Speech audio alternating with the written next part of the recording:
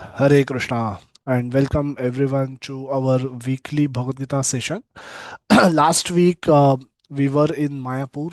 Last Saturday we traveled to Mayapur, and yesterday night, late night, we returned from Mayapur to Mumbai. It was great. 1 week, 8 days, great spent. We had wonderful. So it is very hot around this time in Mayapur, and so relatively there was less rush. So which meant that you could get accommodation of your choice, the prasadam hall of your choice, the lecture hall of your choice. So a lot of those pluses were there, and the Mangalarti was great, houseful. Uh, the the the the kirtans were wonderful, the darshans were amazing, and all the local sightseeing that we went to Yogpit, which is birthplace of Lord Chaitanya Mahaprabhu, Lord Krishna himself. Then his place, the the neem tree under which he was born, we visited that.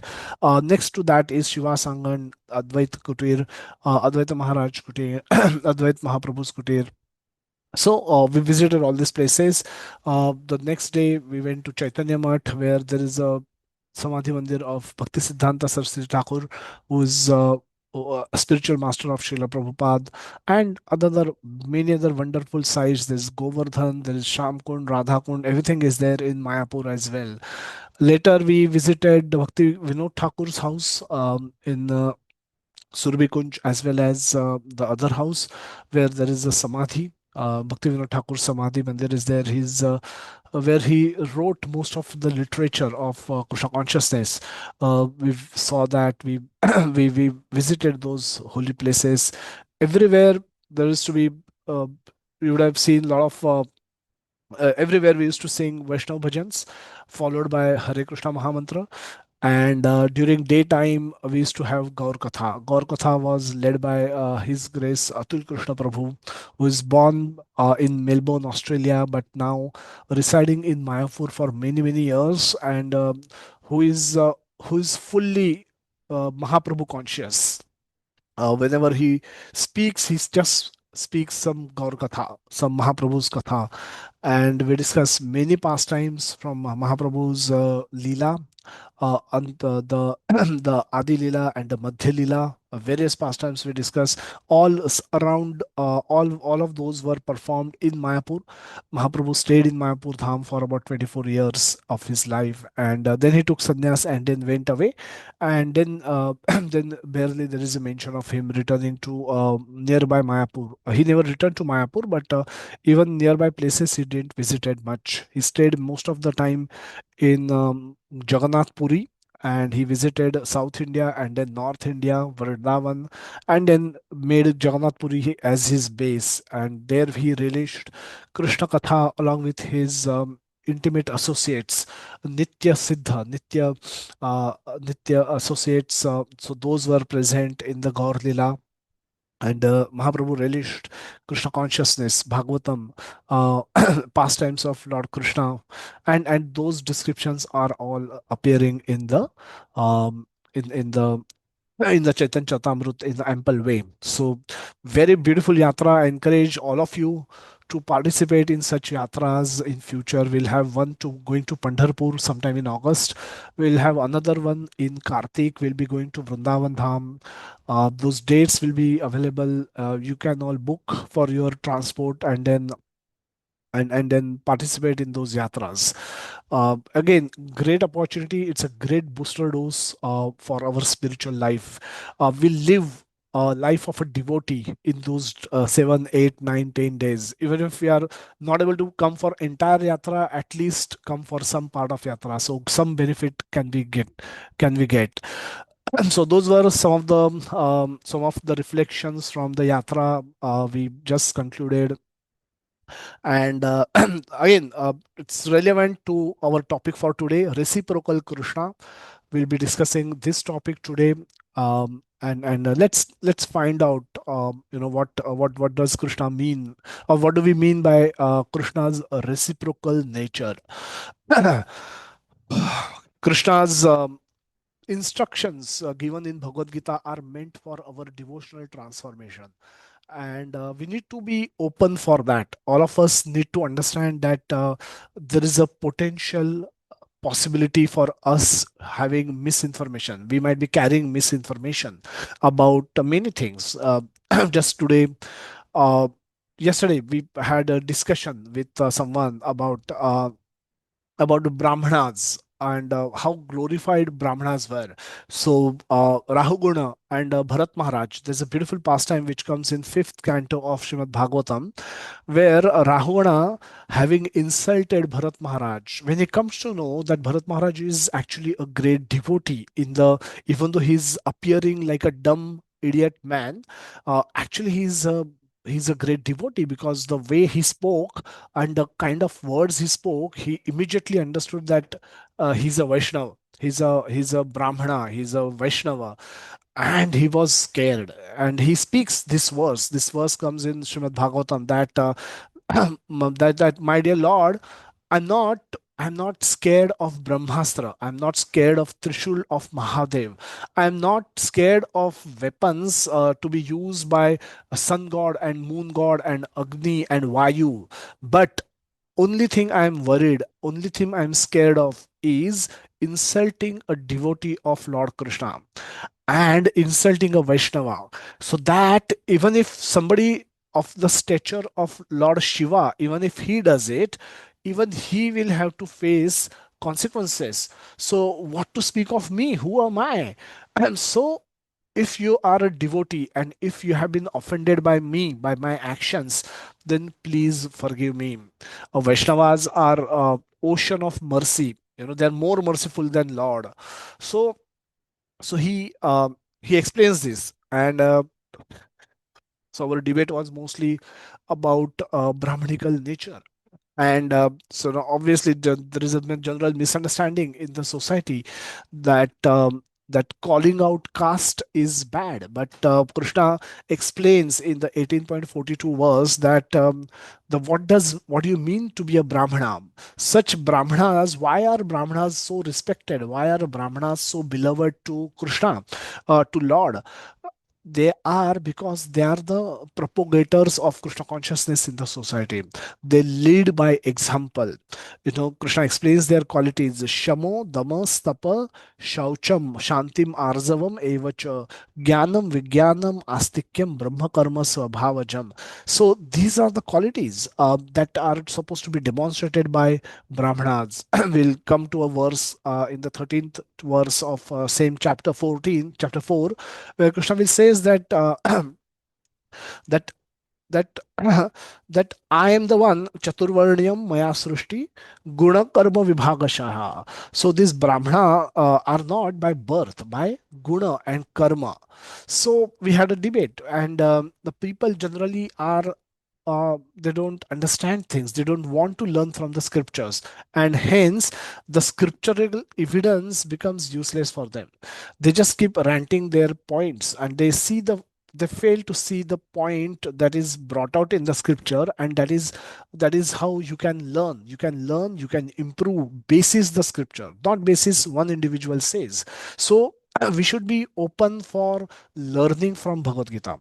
We should be open to change our ideas, our thoughts, our concepts, our values using the knowledge of Bhagavad Gita, so that when next time you come across such a debate, you can give reference to 18.42 verse in the Bhagavad Gita, 4.13 verse in the Bhagavad Gita. If Krishna has created the system, the Chaturvarna Maya Srishtim, if this Chaturvarna is created by Krishna, which is Brahman, Kshatriya, Vaishya, and Shudra, then who are we? Who are we to say it is right or wrong?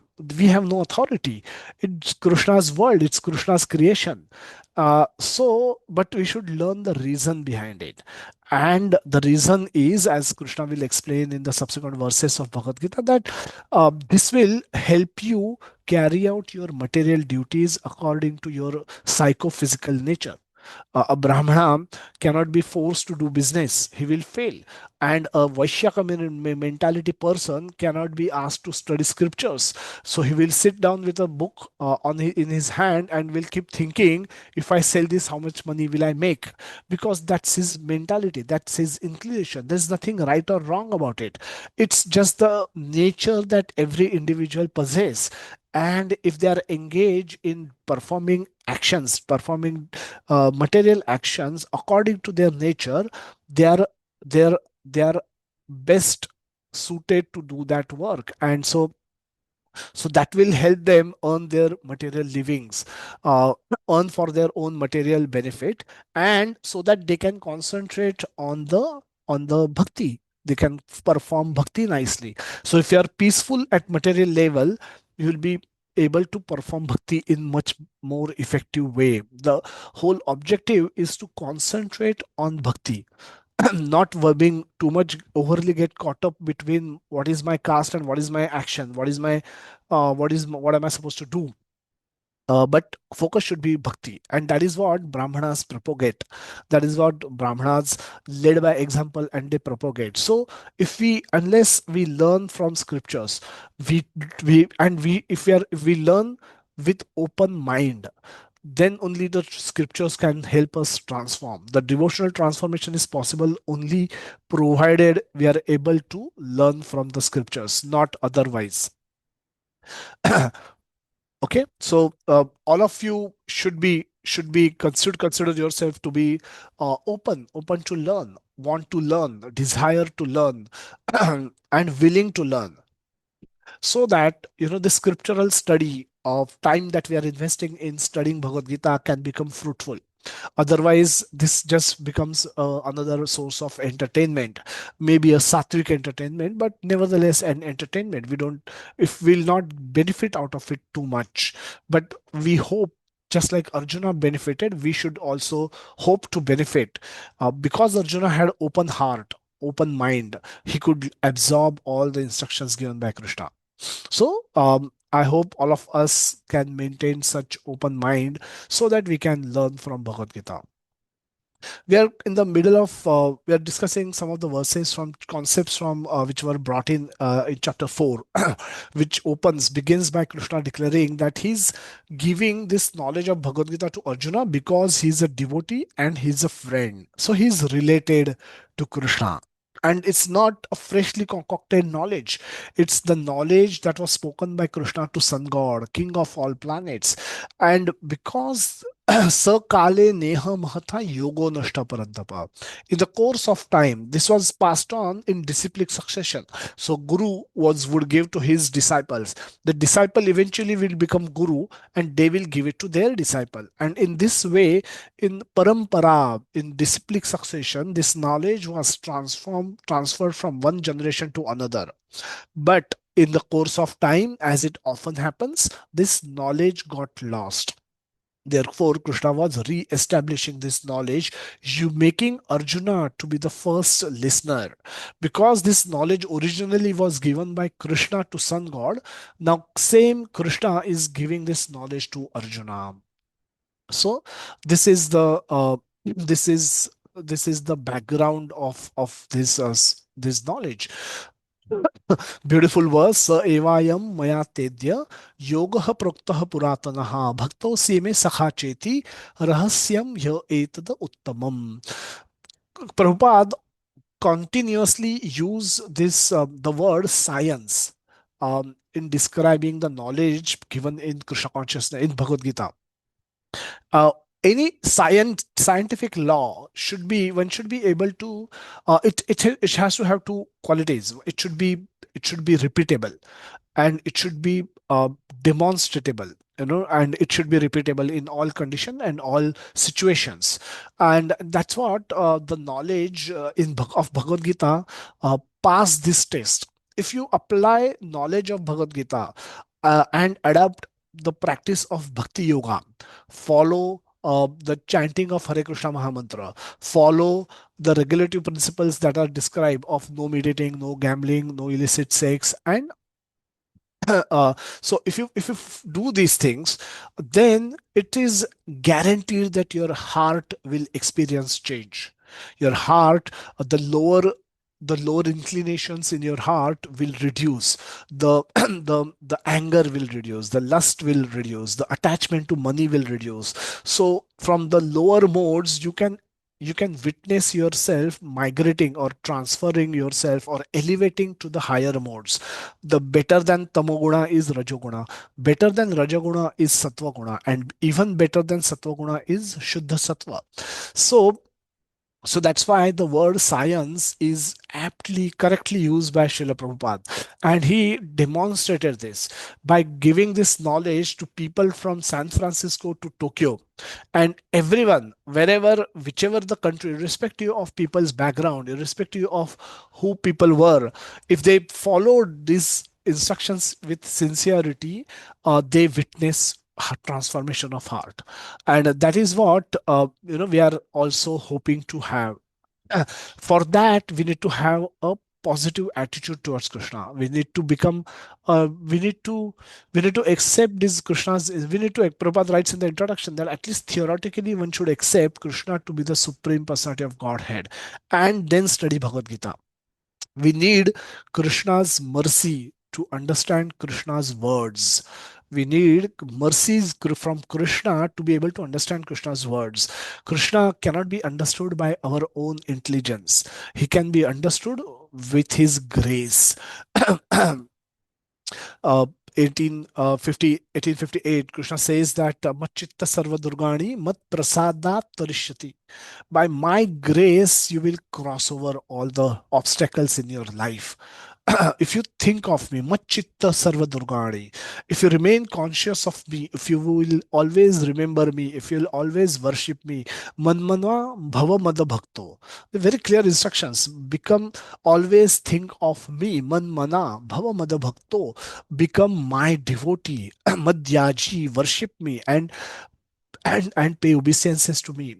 If you do all of this, or if you do any of this, you will become dear to me, and I will become dear to you, and I will take care of you. I will ensure that you will come back to me. So Krishna reciprocates with those who are positive towards him. So, and we need to demonstrate our positivity towards Krishna by becoming by by by ensuring that we are not jealous of Krishna, by ensuring that we don't hate Krishna. We are anusuyave is envious of Krishna. We don't want to become Krishna in our own capacity. We are not competing with Krishna. We are cooperating with Krishna. So this is quite very important. And this mentality can be established when we become his devotee. We accept him as our authority. We consider ourselves to be his subordinate. We make ourselves subject to getting instructions from him, and that submissive mood make us his devotee, can help us become his devotee.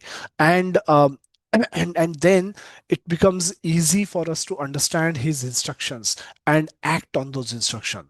That's how we develop our Krishna Bhakti, we develop our Krishna consciousness, devotional service. But Arjuna wants to get a clarification done, that Arjuna is asking that Sun God is Prachin. How so? How am I to understand that you gave this knowledge to Sun God at the beginning of creation? Now Krishna elaborate that a perfect question needs perfect answer. A sincere questions need a sincere justification. So Krishna is not feeling offended by question being asked by Arjuna. What do you mean? I am telling you. So you should accept. No, he gives a proper justification. He says, Bahuni me vyatitani janmani tavacharjuna tanya aham veda sarvadi natvam vetha parantapa. That he said, many births, both you and I have passed. I can remember all of them, but you cannot. O subduer of the enemy. Parantapa is a glorification of Arjuna. You are great, but you are not great enough. You are not equal to me. Your greatness is still subordinate to me. Despite of your greatness, you are still subordinate to me. And why? Because you are changing body. Krishna will explain that in the next verse. You are forced to change body. Jatasya dhruvam mrityu dhruvam janma mritasya cha. Anyone who has taken birth is sure to die, and whoever dies will take birth again. So that is with respect to the material body, that what we have acquired from this material nature. So, but Krishna does not acquire body from material nature. Krishna comes in his own spiritual body. Krishna explains this in the sixth verse. Ajopi san avyayatma bhutanam ishvaropi san prakritim swamadhisthaya sambhavam atma mayaya. That although I am unborn and my transcendental body never deteriorates, and although I am the Lord of all living entities, I still appear in every millennium in my original transcendental form. This is secret. That's why Krishna is saying this is uh, Guihyatamam. In the third verse, he says Rahasyam ya etad uttamam, means this is rahasya. This is rahasya is obviously something which is not known and understood by everyone. So who is eligible to receive this rahasya? Only those who are favorable to Krishna, only those who are non envious of Krishna, only those who are willing to accept Krishna as their authority and consider themselves to be the subordinate of Krishna. Only those who are submissive to Krishna, those people are eligible to receive this information. This is secret information. Rahasyam. Yo edad uttamam. This is not ordinary rahasya. This is best of all rahasyas. That Krishna appeared in his original body. And that Krishna, who is God of gods, who is God of even not only all the living entities, but all the demigods also. Uh, and he appears in his original transcendental form. Bhagavatam says that Krishnastu Bhagavan Swayam.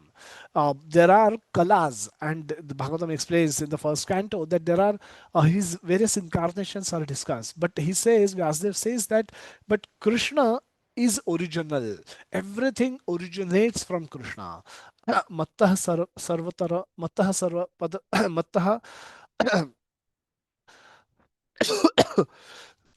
Mattah parataram na anyad kinchi dasti dhananjaya. Kinchi dasti. So nobody is equal to or greater than me. That's the reality. It's not that Krishna is bragging his greatness. He's just glorifying himself. He is stating the reality. Nattah parataram na anyad. Kinchidasti dhananjaya. So 10.8, 10.8 again, Krishna says that everything that aham sarvasya prabhavo mattah sarvam pravartate iti matva bhajante mam buddhasa bhava samanvita, that I am the source of all spiritual and material worlds. Everything emanates from me. And the wise one who knows this perfectly engage in my devotional service, and such a person is called wise. Buddha bhava samanvita. And so with all their hearts they start my worship. So Krishna is revealing all of those verses will come subsequently in the Bhagavad Gita, seventh and 10th chapter of Bhagavad Gita. But here, for the first time, Krishna is revealing his godly nature, that he is not ordinary, even if Arjuna may consider him to be ordinary, but make a mistake of like that. But Krishna is saying, I am beyond this creation. I appear with my with it in as per my desire. I am not bound by the law of karma. I am above the law of karma.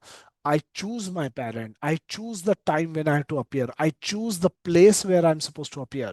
I choose my parents. I choose my friends. I choose my girlfriends. I choose my weapons. I'm completely in control. I write the script and I act in that script. I act according to that script. I am only the writer, I am only the director, I am only the actor. And hence everything I do. that is my that is the nature. And then what do I do? Yada yada hi dharmasya glanir bhavati bharata abhyuthanam adharmasya tadatmanam srujamyaham paritranaya sadhunam. This sadhunam is devotees. Prabhupada translate this word as devotees. that the paritranaya sadhunam vinashaya cha duskritam dharma sansthapanarthaya sambhavami yuge yuge. Pious. Prabhupada translated this as pious, and but in the translation he says he comes to save his devotees. Sadhus are are are those who are in love with him. They're not just born with a Brahminical background, Brahminical surname. They are actually acting in that Brahminical culture. They are acting to love Krishna. They are acting to propagate Krishna consciousness in the society. And such Brahmanas are extremely dear to Krishna. And Krishna comes to protect them. And that's what Rahuguna says, that a devotee, if I'm offending a devotee, there's no bigger crime than this. So I must fail at your feet and beg for forgiveness, because I'm only worried of insulting a devotee, offending a devotee. No other, I'm not worried of anything else in these three worlds. So to deliver the pious and annihilate the miscreant, as well as dharma samsthapanarthaya, to re-establish the principles of religion, sambhavami yuge yuge, I myself appear millennium after millennium. Then what do I do? I do. This is like what Krishna has explained. When he appear, how he appear, and what does he do. But and he says, give another affirmation in the beautiful verse, ninth verse, when he says that janma karma chame divyam. Evam yo vitti tatvatah tyaktva deham punarjanma naiti mameti so Arjuna. One who knows the transcendental nature of my appearance and activities does not, upon leaving the body, take his birth again in this material world, but attains my eternal abode, O Arjuna. Now, knowing about everyone in India practically knows about Krishna. In India, Prabhupada had a very hard time preaching to Indians before 1965. He was almost 70 years of age, and he was struggling to preach Indians. He didn't even had one disciple before he went to America in 1965-66. So despite of practically entire India knowing about Krishna, knowing about what Leela he performed, why it was so difficult to preach to Indians at around that time? Because uh, because people just knew about Krishna. They have just heard about Krishna, but they didn't consider Krishna or Bhagavad Gita to be the book of reference, book from which they can learn something, book which can help them. At around that time, after having just got the independence, the whole focus was how to become rich, how to become develop, how to increase our factories, how to how to how to how to get bring more money, how to make everyone rich, how to become rich, and how to have better facilities for sense enjoyment, eating, meeting, sleeping, defending. The whole country's focus was on improving the facilities for eating, mating, sleeping, defending. And hence, the Krishna consciousness was taking a backseat. There were generations, older generations were still devotional, but the new generation were all running behind the Western culture. And that's the reason, one of the reasons that Prabhupada could not be successful, so could not successfully preach Krishna consciousness in his early days. Again, it's a Leela, because Krishna wanted him to become successful, super successful. And preaching Krishna to Indians would not have given so much fame and name to Prabhupada as much as he got, because he gave Krishna to non-Indians, to the Westerners. And when Americans, Britishers, and Europeans, and Australians, and Japanese, and Chinese, and Filipinos, and Africans, when they all started chanting Hare Krishna, shaved their heads, kept shikha, wear dhoti kurta, and followed perfect Brahminical qualities, when they started doing all of that, the world was astonished. The world was surprised. This has never seen, this has never happened. You may just have one or two odd people, can't have thousands of foreigners chanting Jai Shachinandana Gaura Hari, dancing and maintaining sattvic lifestyle, and following Vedic Sanatan Dharma so much more than even it was done by the Indians. Those were perfectly qualified brahmanas. These people become, even though they were not born in the brahmanical surname, they were not, none of those were born with the brahmanical surname, but all of those became sannyasis. They become editors of Back to Godhead magazines. They become experts in Sanskrit. They become experts in classical music. So much Prabhupada has changed and demonstrated that what can be done if one follow the instructions of Bhagavad Gita sincerely. It was all based on Bhagavad Gita. It was all based on Shrimad Bhagavatam. No secret, but but it is still secret because to become receptive to the philosophy of Bhagavad Gita and Bhagavatam, to change our mind mentality, that the entire secret lies in that. And Prabhupada changed one devotee at a time, and so many devotees got benefited. He had more than 100 temples, more than 5,000 initiated disciples when he left this world in a very short span of 12 years, from 66 to 77, 11 years practically. 66 was when ISKCON was established, and 77 is when Prabhupada left this world. So in almost 12, 11 years, Prabhupada changed this world so much astonishingly that that it was never imagined before. But and so it's, there is hope for all of us. There is hope if those Westerners can change who have never heard about Krishna. Nothing stops me from changing my heart. Nothing can stop me from becoming a better devotee, a pure devotee of Lord Krishna. Why not? I'm much more favorable condition than those people, so I can grow much faster in bhakti than them. What do I have to do? I have to simply understand the birth and activities of Krishna in Tattva.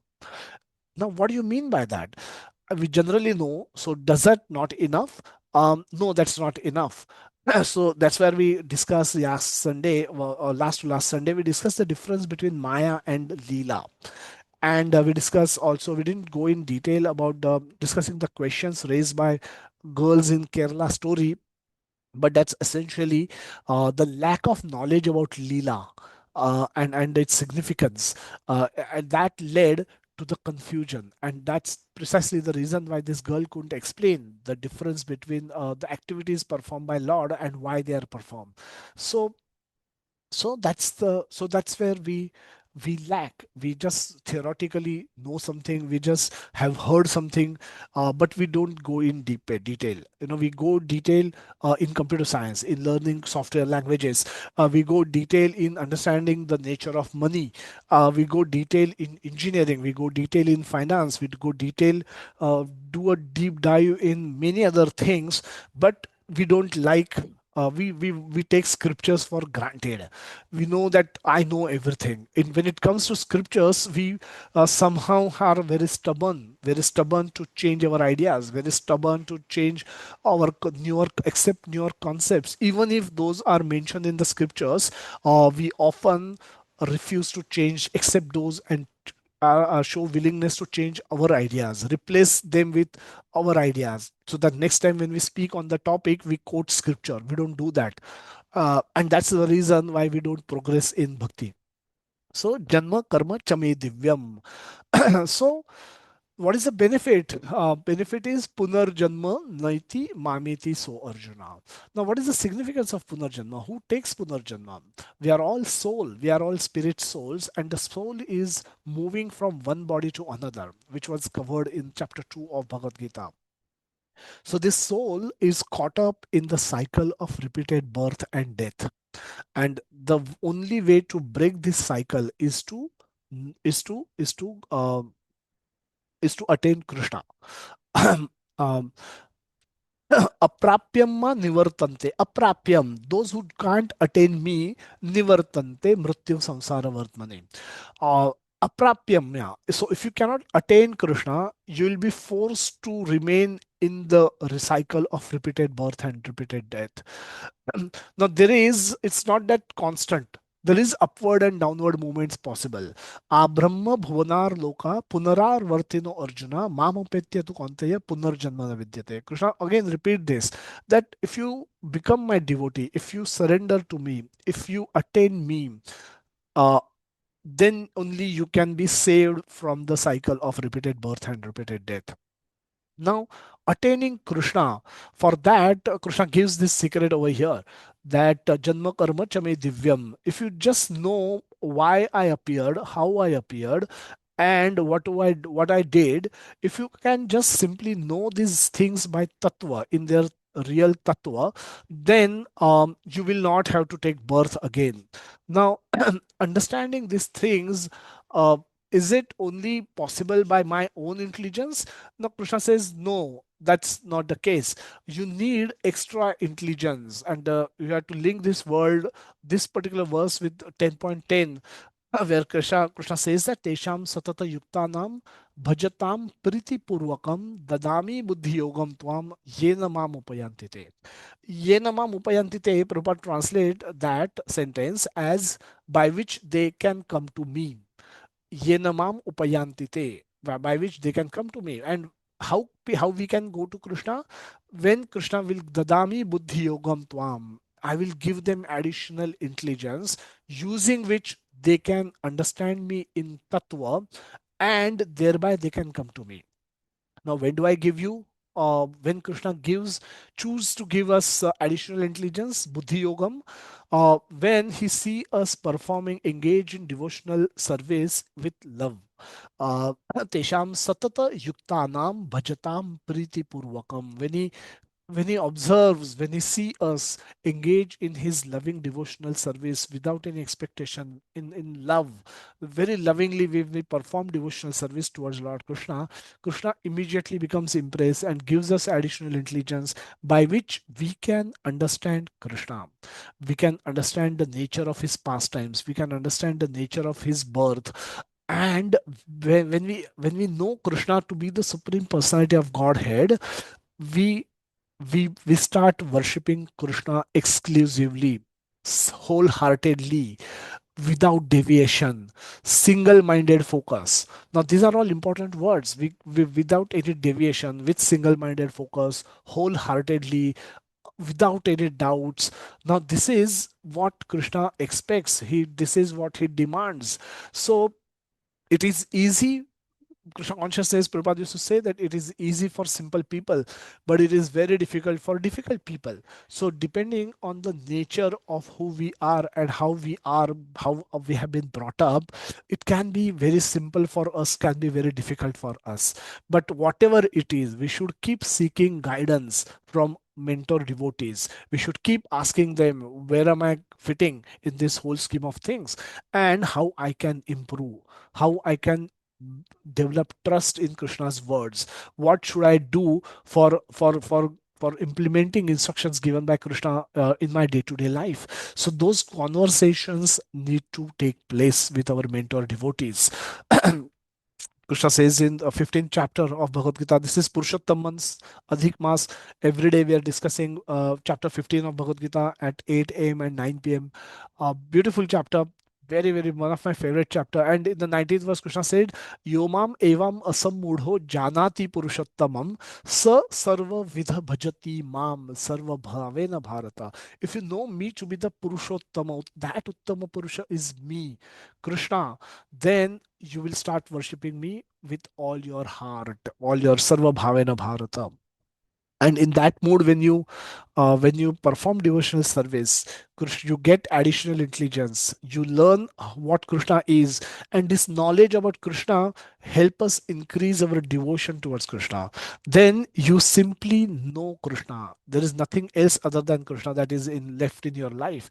And in that case, then you can leave your body thinking about Krishna, remembering Krishna, where Krishna says that antakalecha mam evam smarana muktva kalevaram yat prayati samadbhava yanti nastatra samshayaha. That if you remember, if you leave your body, if you antakal, at the time of leaving your body, if you need to remember me alone, and if you can do that, you will attain me without any doubt. So this is whole Krishna consciousness in nutshell. This is what we should hope to do, and for that we continuously need devotee guidance. So we will try to understand tattvataha part of it today. This is Krishna Leela. There's a beautiful verse comes in right after this is 11th verse where Krishna says, "Ye yatha mam prapadyante tamsta thaiva bhajamyaham mama vartna ma anuvartante manushyaha partha sarvashaha." This is again one of the most frequently quoted verse, one of the most important verse of Bhagavad Gita, one of the most relevant verse from our day-to-day life standpoint. That ye yatha mam prapadyante. Prabhupada translate this as all surrender unto me, I reward them accordingly. Everyone follows my path in all respects, O son of Pratha. Now let's take a look at ye yatha mam prapadyante tam thaiva bhajamyaham. Now we take a look at this part in a little bit more detail. The second part we can try and cover in our subsequent session, next Sunday session. But this is also both are kind of separate part. They are obviously related because they are part of one verse, but they can be looked at independently. And we'll try to look at the first part where Krishna says that all surrender unto me and I reward them accordingly. What does this really mean?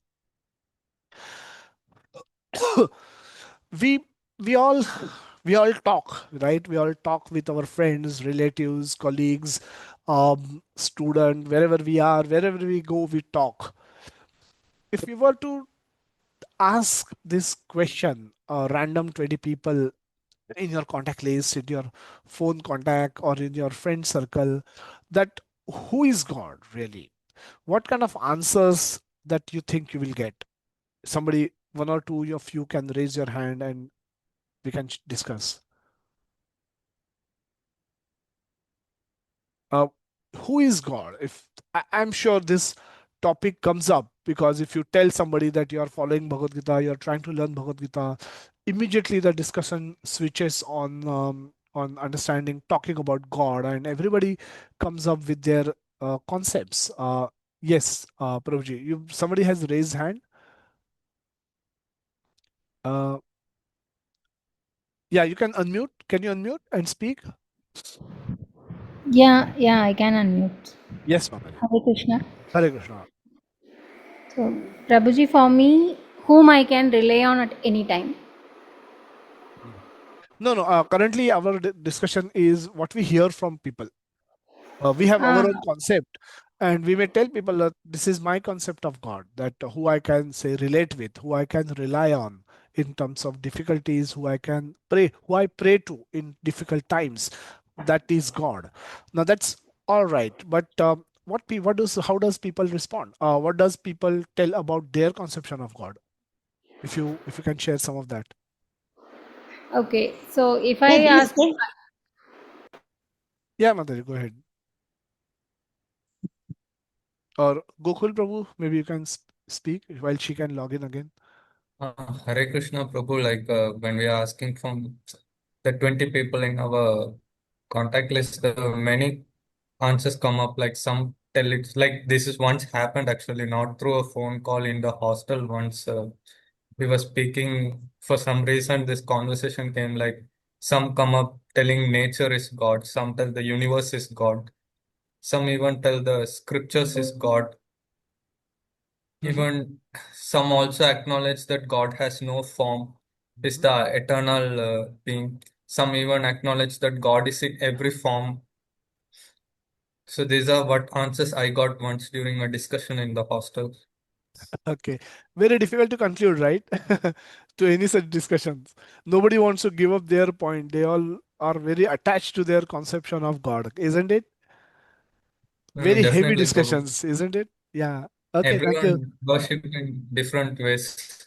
Yeah, yes, yes. Yeah, that's precisely the point of our discussion will be. Thank you so much, Gokul Pradesh, for sharing. Atishimata ji, Thank you Gayatri, very much. Hare Krishna Prabhuji, Dandavat Pranam. Hare Krishna.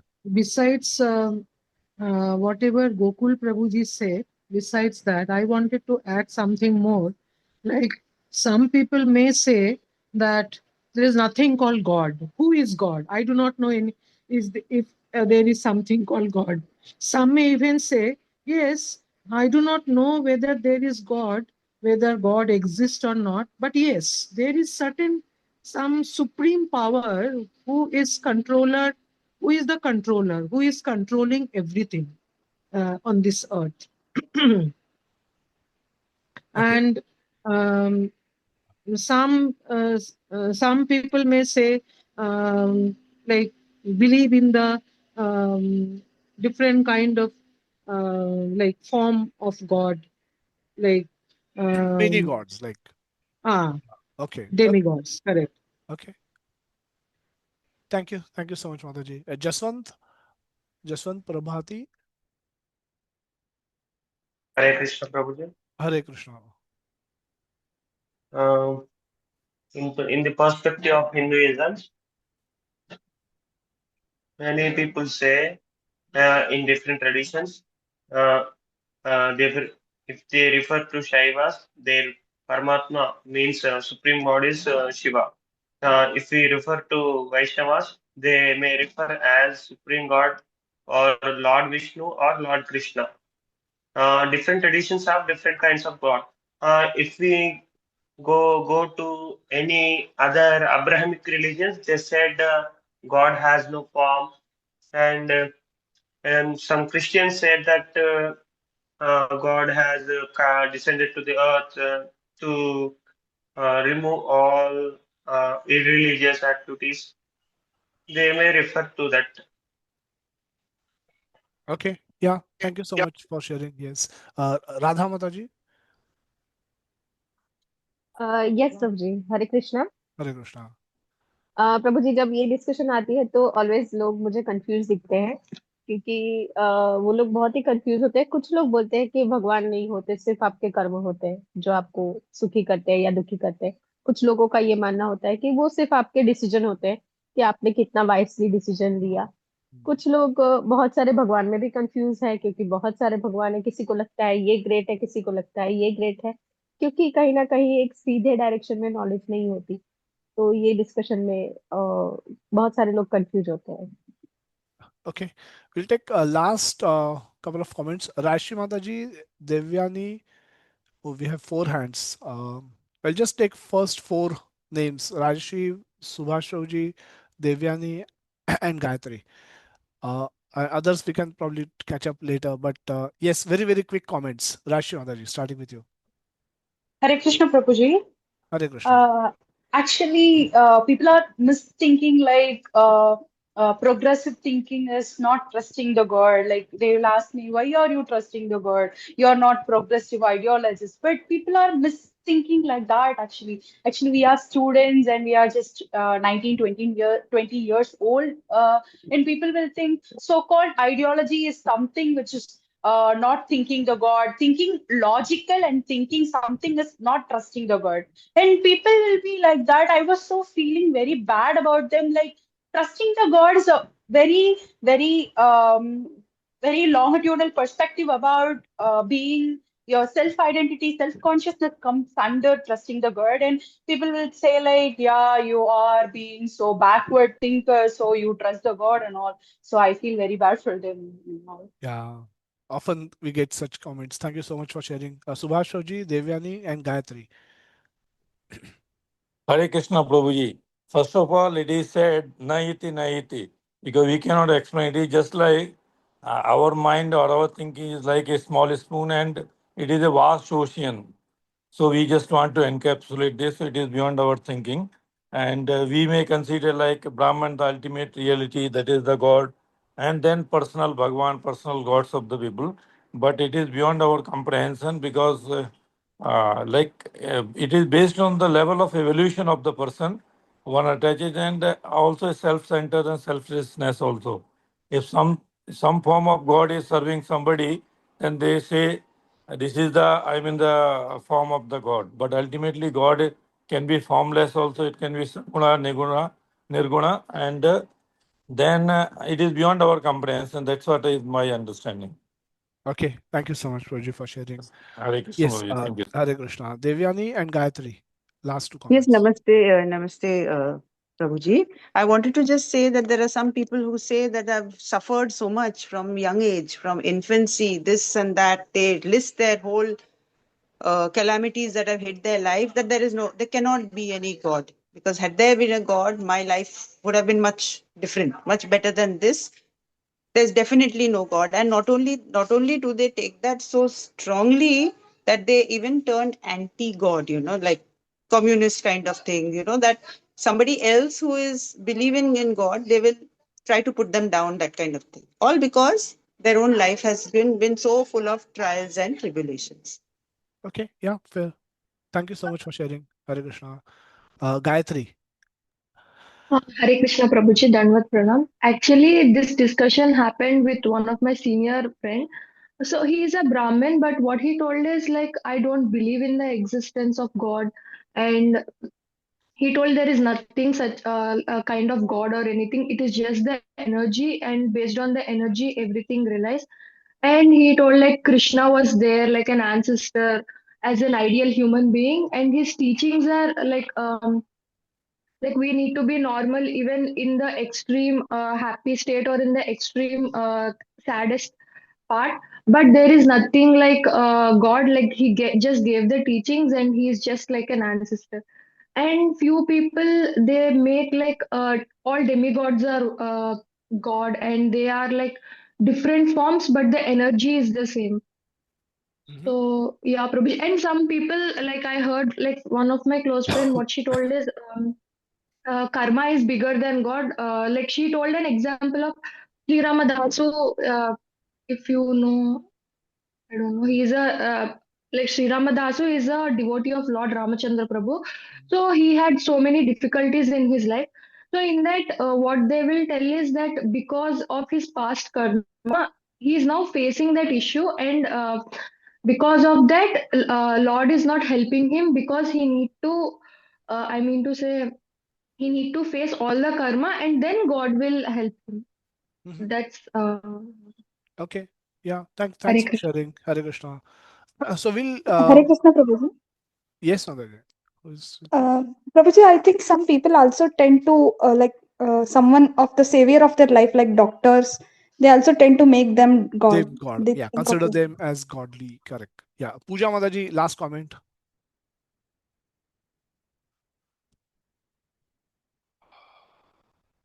Okay. Let's I think yeah, let's thank you so much everyone for sharing.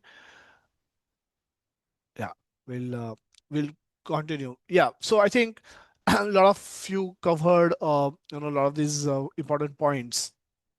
As we often come across these discussions in the society, we hear a lot of views, starting from there is no God. Some people will say that there are many gods, as somebody was saying that all devatas, they are also God. Somebody I've even heard saying that everyone is God. We are all God. Some Mother Nature is God. We see practically that Mother Nature gives us there's so much beauty in Mother Nature that can be captured through lens cameras. Mother Nature help us give our food. We get our food, water, um, sunlight, everything from seems to be coming from Mother Nature. So Mother Nature is God. Science is God. Science, technology, medical science tend to make our life so comfortable, so easy. We can, if hot summer outside, we can switch on the AC, feel nice, comfortable. Very cold summer, very cold winter outside, we can switch on heater, still feel comfortable. So medical science has been helping so many people go back to the healthy life, healthy state. So science and technology is God. Some actually says that there is no need for God. God is long dead, probably. Okay, so nothing to be worried about God. Don't worry too much about God. Some says that only weak people talk about God. Somebody said, if you are backward or if you are weak, if you brave, if you're not brave enough to face the challenges of life, you will talk about God and you will think of God.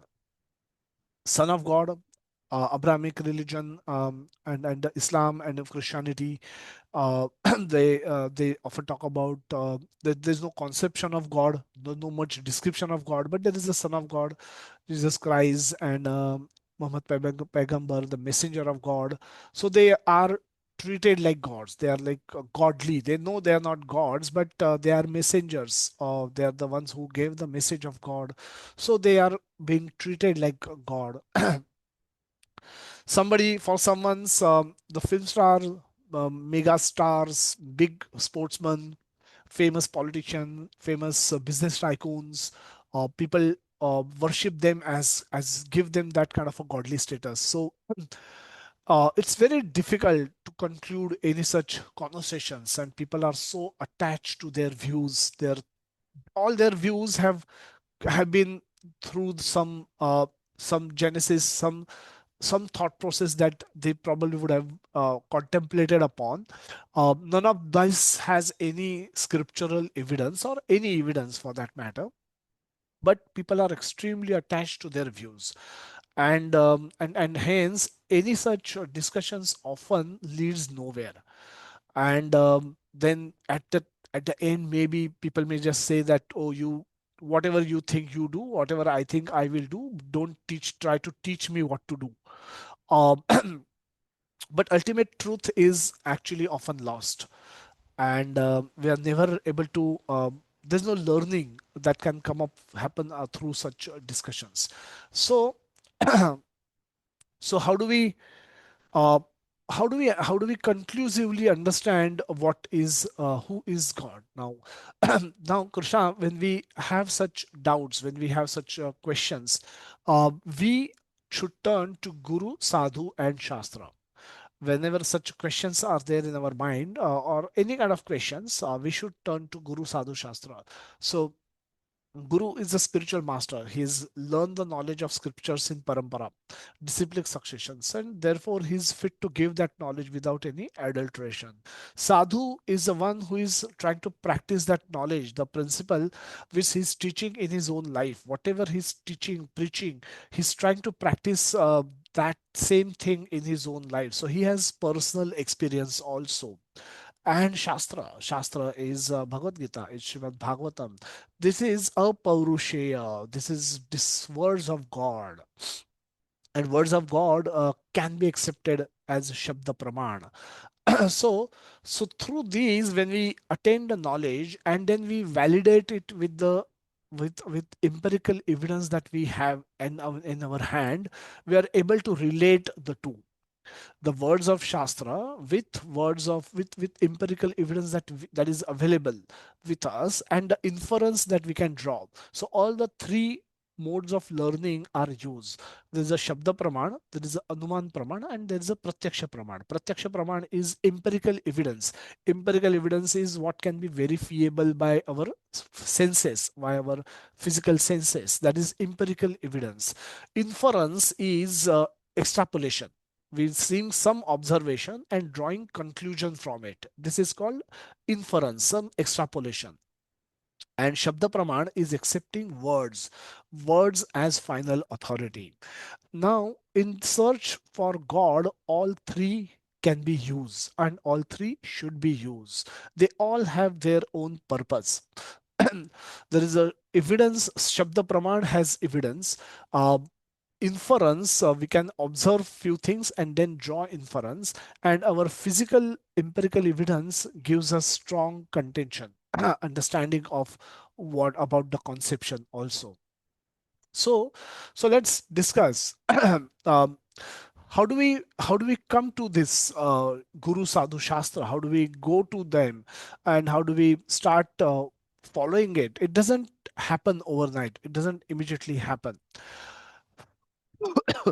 The conception of God, so initially, as this is image of water cycle, it just indicates our heavy dependence on Mother Nature.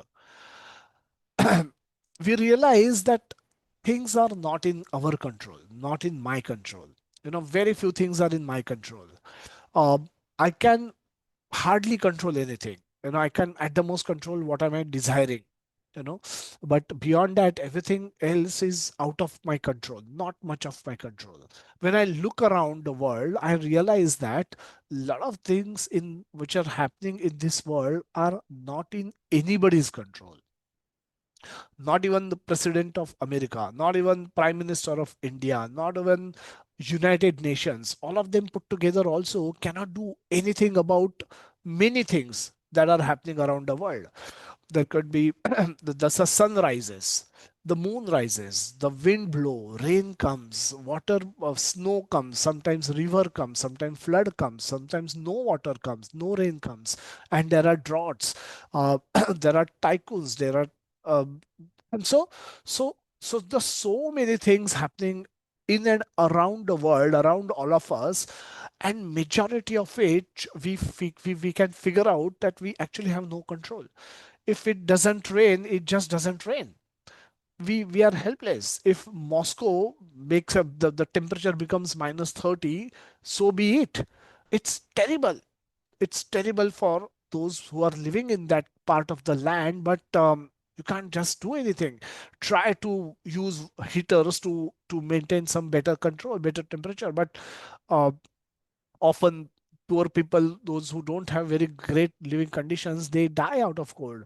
uh, so human beings are often seen helpless in terms of the mighty powers demonstrated by the forces of nature. So looking at all of this, we get to learn that actually somebody is in control. It's not that by chance that sun is rising at exact time. I can do some calculation. Every newspaper, every website today will show what time sun will rise tomorrow in Mumbai. And if you observe, if you happen to wake up around that time, actually sun follow our calculation. Now, does it mean that sun god is also reading that website? Sun god is also reading that newspaper which is predicting that sun will rise tomorrow at 6:45 a.m. How does sun know what clock sun is having, which time zone sun is following, using which sun is able to arrive exactly at 6:45 on the horizon in Mumbai? So, uh, so there is something we with our intelligence we are able to predict with reasonable accuracy what will happen in the nature. Where scientists are able to predict now earthquakes, uh, the wind directions, wind warnings or cyclone warnings are also given. The sunrise, sunsets are predicted. So many things we are able to predict, but we are not able to control. The prediction doesn't mean we control. If tomorrow sun decide not to rise, there is nothing in anybody's control that we can do to make the force the sun to rise. So we are at the most are trying to predict the movement of the sun, the movement of the planet, the movement of the wind, so and so forth. So any intelligent man person can draw a conclusion that I am not in control. None of the other fellow human beings are in control, but there is someone who is in control because sun is following a rule, moon is following a rule, the day and night they are following a rule, the wind directions are following a rule, the seasons are following a rule. Everything is happening under a rule, a law. Everyone seems to be following some kind of a law, and these are unwritten law. These are not written anywhere, but everything seems to be so much in order in this world.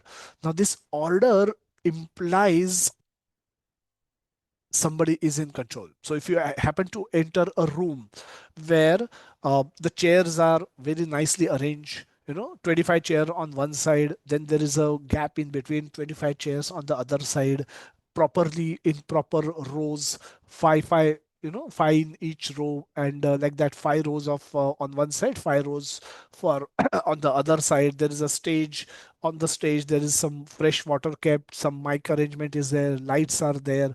Now, when you see things like this, when you enter a room and see something like this, you can't say any sane person will not be able to say that all of this has just happened by chance. It's insane to think like that, stupid to think like that. It doesn't happen by chance. Someone has actually put in an effort to keep those chairs in order. The stage is lit, which means someone has switched on some light. There is a water, doesn't happen to come there by chance. Somebody has put it there, water. So air conditioners will be switched on. The nice fragrance will be there. Air fresheners will be there. Now all of this doesn't happen by chance. So any sane person will then agree and accept the fact that this is happening because of someone. I don't know that who's done it, but this cannot just happen by chance. So that is the first level where we accept the possibility of somebody like God being there, existence of God is accepted. Again, somebody said that it depends on our evolution. If I'm just thinking about what to eat next, what to where to sleep, and where to nobody will hurt me, and where to where I will get chance to so eating, if I'm just interested in eating, mating, sleeping, defending, I don't care about anything. If my consciousness is that uh, like that of an animal, so uh, then for a lot of this, for such people, all these things are irrelevant. सूरज आए नहीं आए क्या फर्क पड़ता है, मेरे plate में खाना है ना, आई एम हैप्पी। मुझे पानी मिल रहा है ना, आई एम हैप्पी। बारिश हो ना हो मुझे कोई फर्क नहीं पड़ता, मेरे घर में चावल दाल सब कुछ है, I am happy. So many people can have that kind of a mentality. So but and they are at the lowest level of evolution, उनका सबसे लोएस्ट फॉर्म होगा इवोल्यूशन का।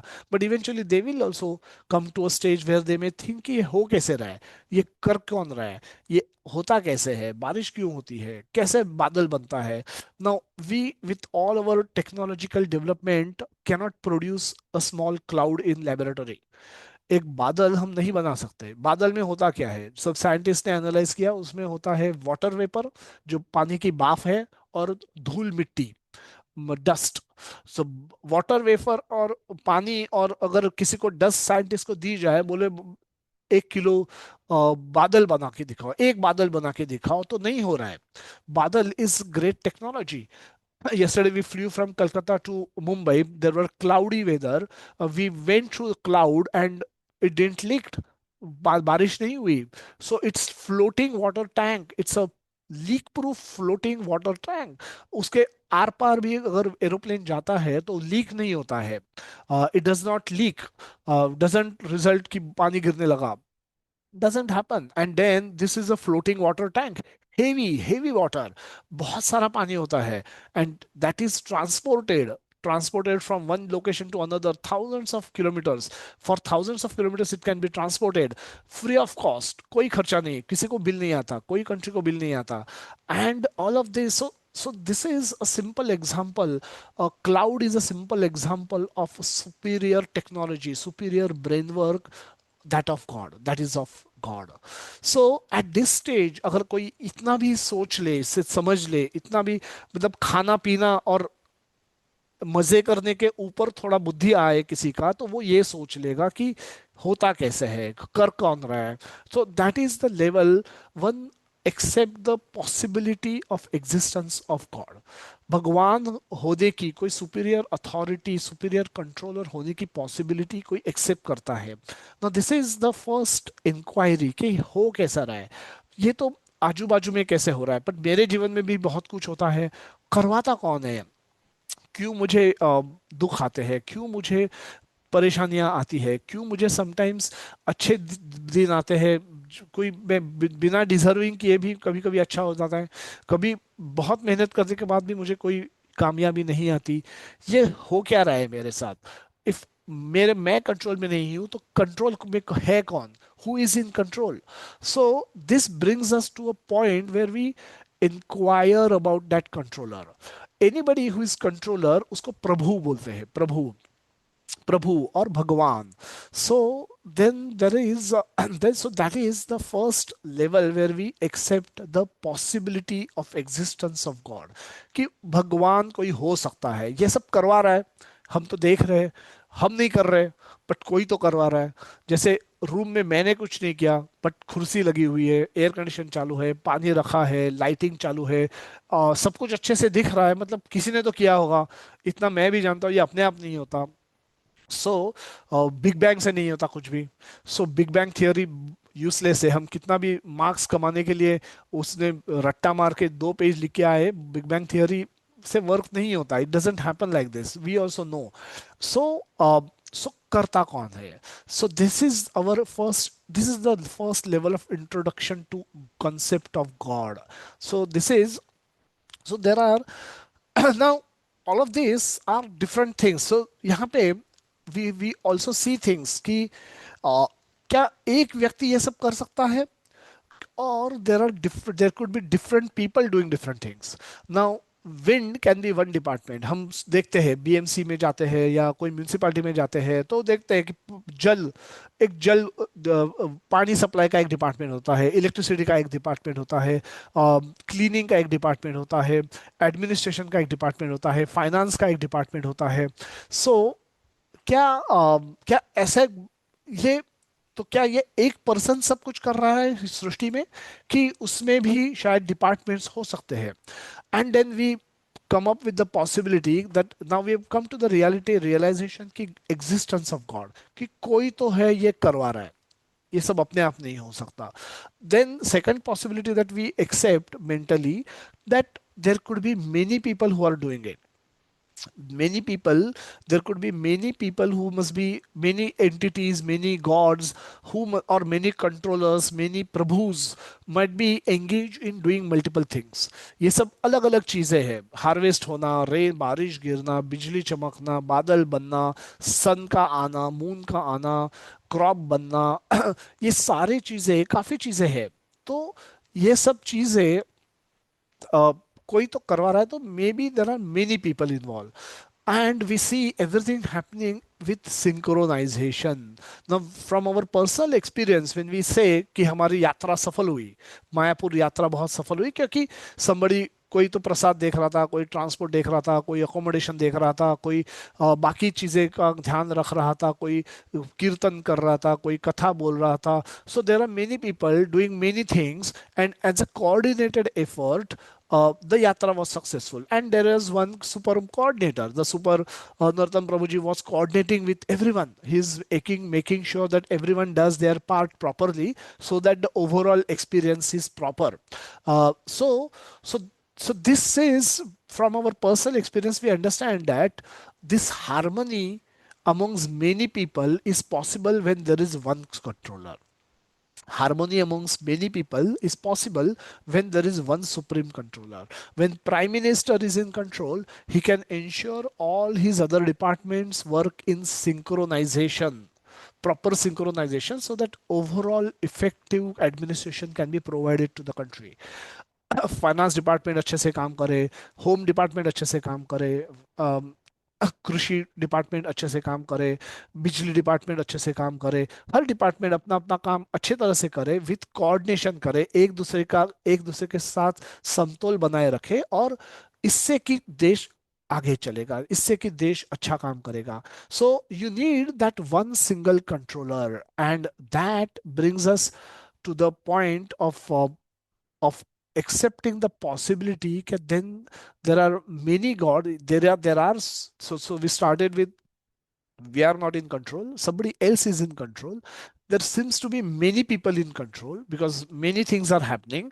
So so अच्छे से बहुत चीजें अच्छे से हो रही है, तो many, maybe there are many people who are in control, and and may be ये इनका इतना अच्छा से सिंक्रोनाइजेशन है, कोऑर्डिनेशन इतना अच्छा है, तो there could be somebody who is ensuring this coordination amongst all. ये सब coordination ensure करने के लिए there could be one supervisor, one supreme being that could be there.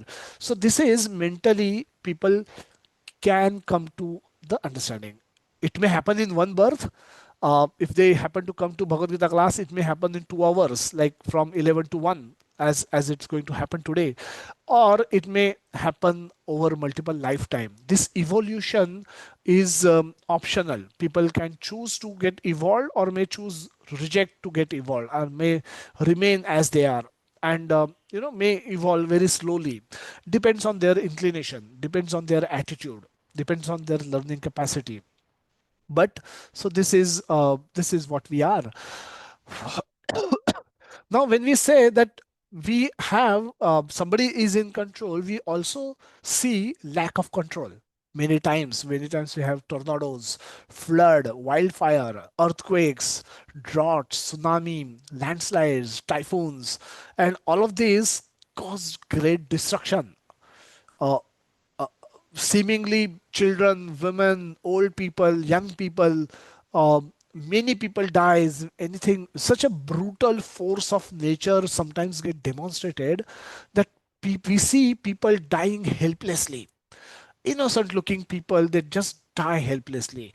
And the nature's force can be so brutal, so brutal, can be unimaginable. Those typhoons, the landslides, the earthquakes, the whole city can get destroyed in flash of an eye.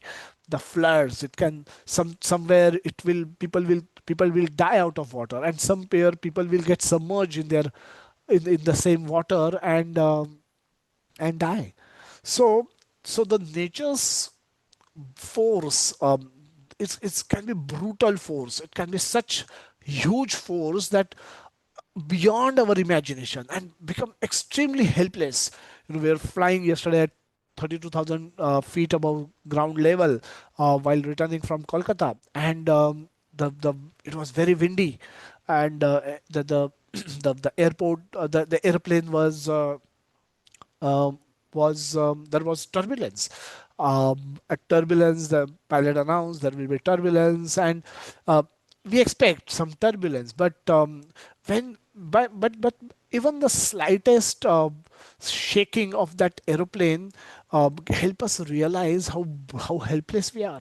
We might be proud of making an aeroplane fly in the air, and cover the distance of this 1600 kilometers in 2 hours, which otherwise can take 35 hours for somebody to travel by train. But we also seems extremely helpless in front of that nature. That wind, when it comes, when it blow, and the aeroplane shivers and shakes, and it moves in turbulence. Everyone starts praying. No matter how frequent flyer you might be, you will say a prayer or two. If you happen to travel a distance of 1600 kilometers, there will be some moments where you will feel, oh, what's going to happen next. So this brutal force of nature is seen, is evidence everywhere, and all of us get to see that from time to time. So so this natural disasters, if God is good, if God is all loving, why God make us suffer? We see extreme suffering, wildfire, millions of trees get burned. So people can, at one level, this will bring awareness about brutal power of God or his greatness, the need for humans to be in harmony with him. That's fine, but at another level, people will still raise question on the existence of God, on his kindness towards his children. If we are his children, then is this the way you should kill your children? Are you doing the right thing? Has God become insane? Is he lost? Has he lost his mind? क्या हो रहा है ये? So is he? Why is he making good people suffer like this? Many such discussions. किसी ने बताया कि वो ऐसे discussions होते हैं, and all of us would have witnessed such discussions. I was part of many such discussions. Many such discussions remains um, remains inconclusive. कुछ conclusion नहीं आता उसमें.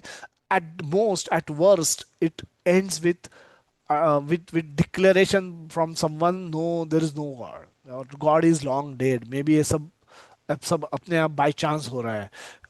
So बहुत frustration से लोग ये बोलते हैं. तो रियल नॉलेज कहाँ है? So we may fly from one city to another city. There are things in our control and there are things not in our control. We can imagine, what is in our control. The Yeah, just for the sake of time, we'll cut short this discussion, but we'll not go into the group discussion because it takes a long time. But so buying an airplane ticket is in our control. Going to the airport on time is in our control. Showing up, checking in and making us available for boarding and actually going and sitting in the aeroplane is in our control. But after that, whatever has to happen is not in our control. We just hope that all of those things will happen according to in our favor. Everything else will happen favorably to us. The Indigo or the Air India will not go on strike. Pilots will not go on strike. The flight will be available. Flight will be technically sound. Flight will be airworthy. Flight will be fueled. Flight the weather will be nice. There will be no bomb threat either in Mumbai or in Delhi. So I hope that all of these factors, none of which actually are in my control, but I just hope and pray that all of they happen in my favor, so that I can actually reach from Mumbai to Delhi or reach from anywhere to anywhere. So we see this is how we can actually see the presence of God. And because these things are not in our control, but we just hope that somebody will do those things in our control, and that doer is actually God. So we see this practically in our life all the time. We don't realize it, we just do it in an autopilot mode में हम करते रहते हैं. But it's good to realize it now. When you take a moment and look back of days and nights and travels and whatever the difficult situations you would have gone through, there were so much little was in our control. So much little was in our control. Even if you will leave home on time, you may meet with an accident and may not be able to reach airport. So there also we have dependence on God. So something some way or the other, we are always dependent on God. We are always hoping that God will do things in our favor, and that thereby our desires will be fulfilled. We'll quickly take a look at what Krishna Prabhupada writes in the purport. In the transcendental world also, Krishna reciprocate with his pure devotees in transcendental attitude, just as the devotees want same. One devotee may want Krishna as a supreme master, another as his personal friend, another as his son, and still another as his lover. Krishna rewards all devotees equally according to their different intensities of love for him. In the material world, the same reciprocations of feeling are there, and they are equally exchanged by the Lord with the different types of worshippers. Ye yatha mam prapadyante. So if you love Krishna, Krishna will reciprocate with you in your mood. And if you hate Krishna, accordingly Krishna will reciprocate with you in that mood. So if you think Krishna is there is no God, Krishna will reciprocate you with that mood. Krishna will not come after you to prove that his presence. He mostly acts like a principal or act like a judge. And there he do things according to one's what one deserves. He gives us what we deserves. Not his personal intervention is reserved for his devotees. So that's where he reciprocates with them. In Bhagavad Gita, starting from this section, Krishna starts giving direct information about God, he himself, God of all living entities, as well as devatas or demigods. God's greatness is not to be ignored, and it should make everyone humble and submissive towards Him. When we understand how great God is, it should make us humble and submissive towards Him. Again, different people will have different conceptions, and according to their conceptions, Krishna will reveal to them. Duryodhan, he was present in front of Arjuna and Duryodhan both. Arjuna, Bhishma, they could see Krishna as Supreme Personality of Godhead, but Duryodhan could never see him in that way.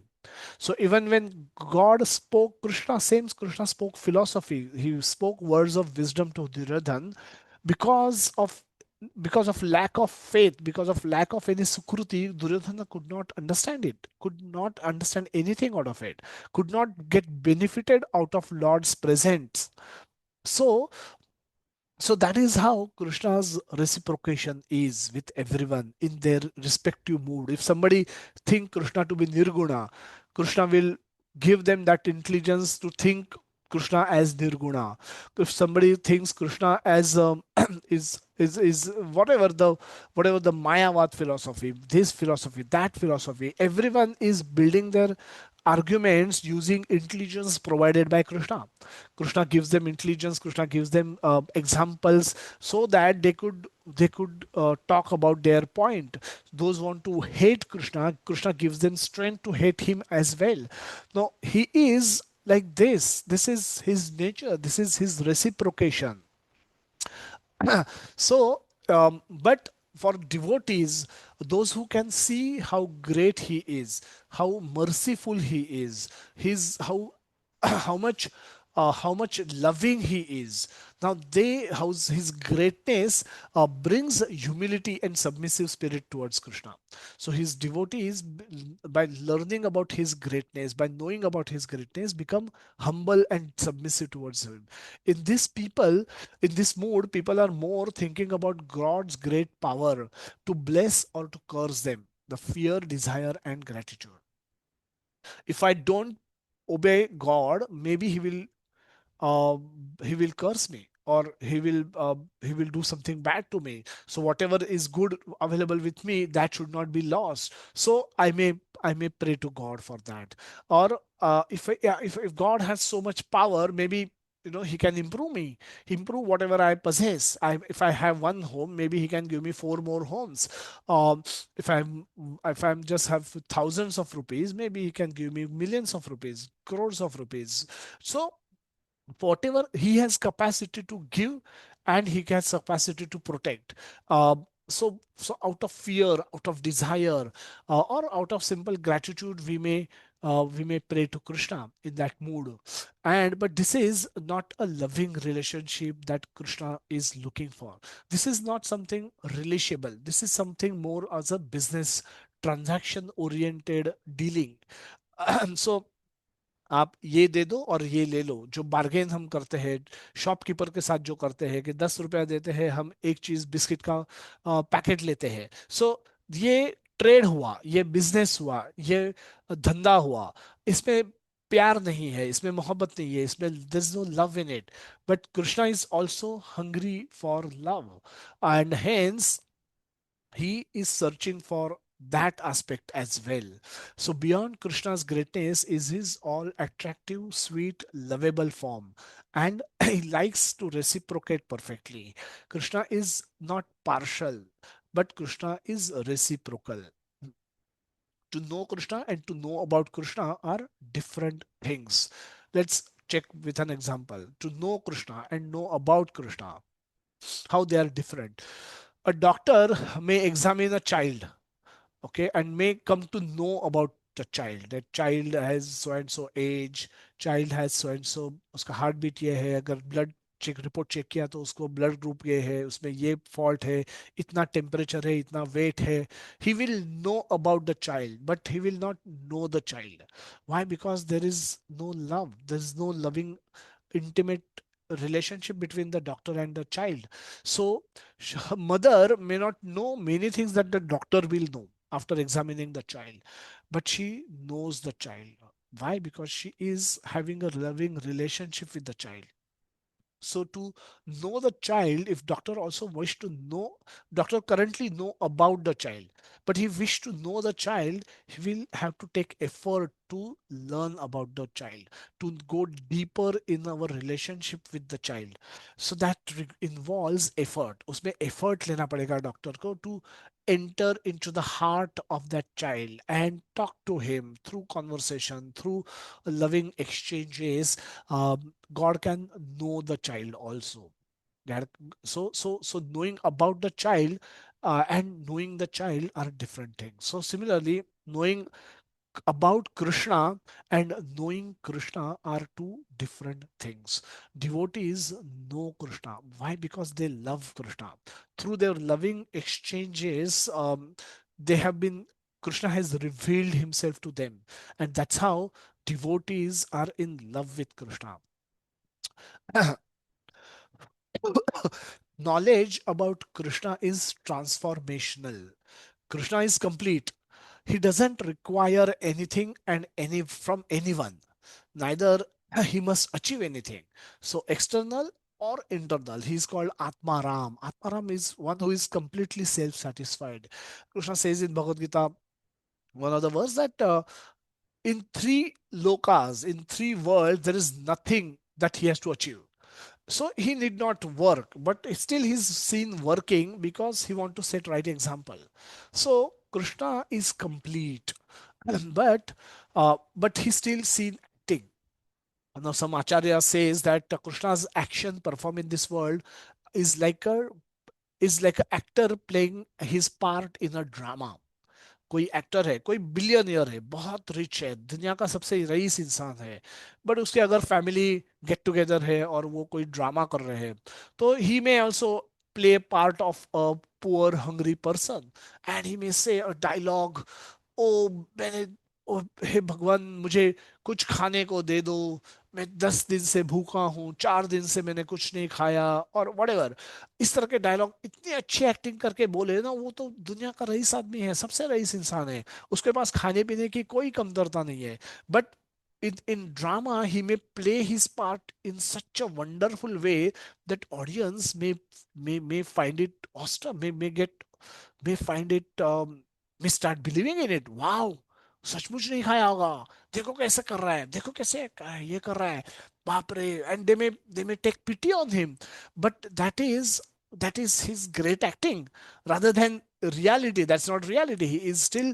while he's playing part as a hungry person in the drama, he's still the richest man on planet. Similarly, Krishna may do whatever he wants to do, whatever his devotee wants to do in as part of Leela.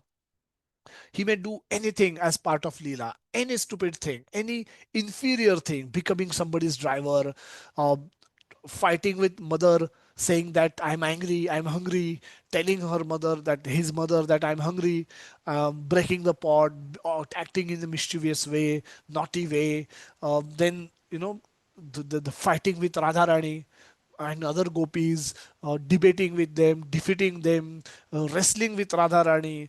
He can do anything and he get defeated. Not only he wrestled with Radharani, he gets defeated by Radharani in the wrestling match. So he is doing whatever his devotees want him to do. He is reciprocating with devotees, and he's doing it out of his love for his devotees. There's no need for him to act, but he still act, and he act by accepting inferior positions. Why? Because he wants to reciprocate. He wants to give pleasure. His only purpose is to give pleasure to his devotees, and devotees' only pleasure is to give pleasure to the God, to their beloved Lord. And this is how sweet competition of loving exchange happens between devotee and Lord, where both are trying to make other happy. Now this is Leela. This is called Leela, and this is how the Leelas, all the Leelas that we hear about Krishna, uh, Lord Ram, Lord Shiva, they are performed.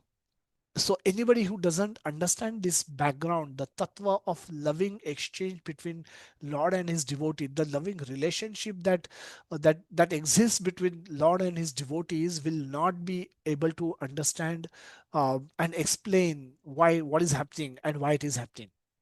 This why can only be understood by the devotees of Lord. Why? Because they know about the loving relationship that exists between Lord and his devotees. Any relationship between two persons must have mutual need.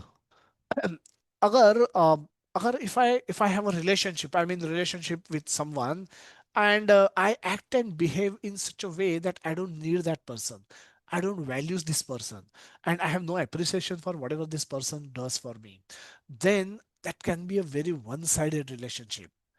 If I'm not feeling needed in a group, I can't hang around in that group for too long.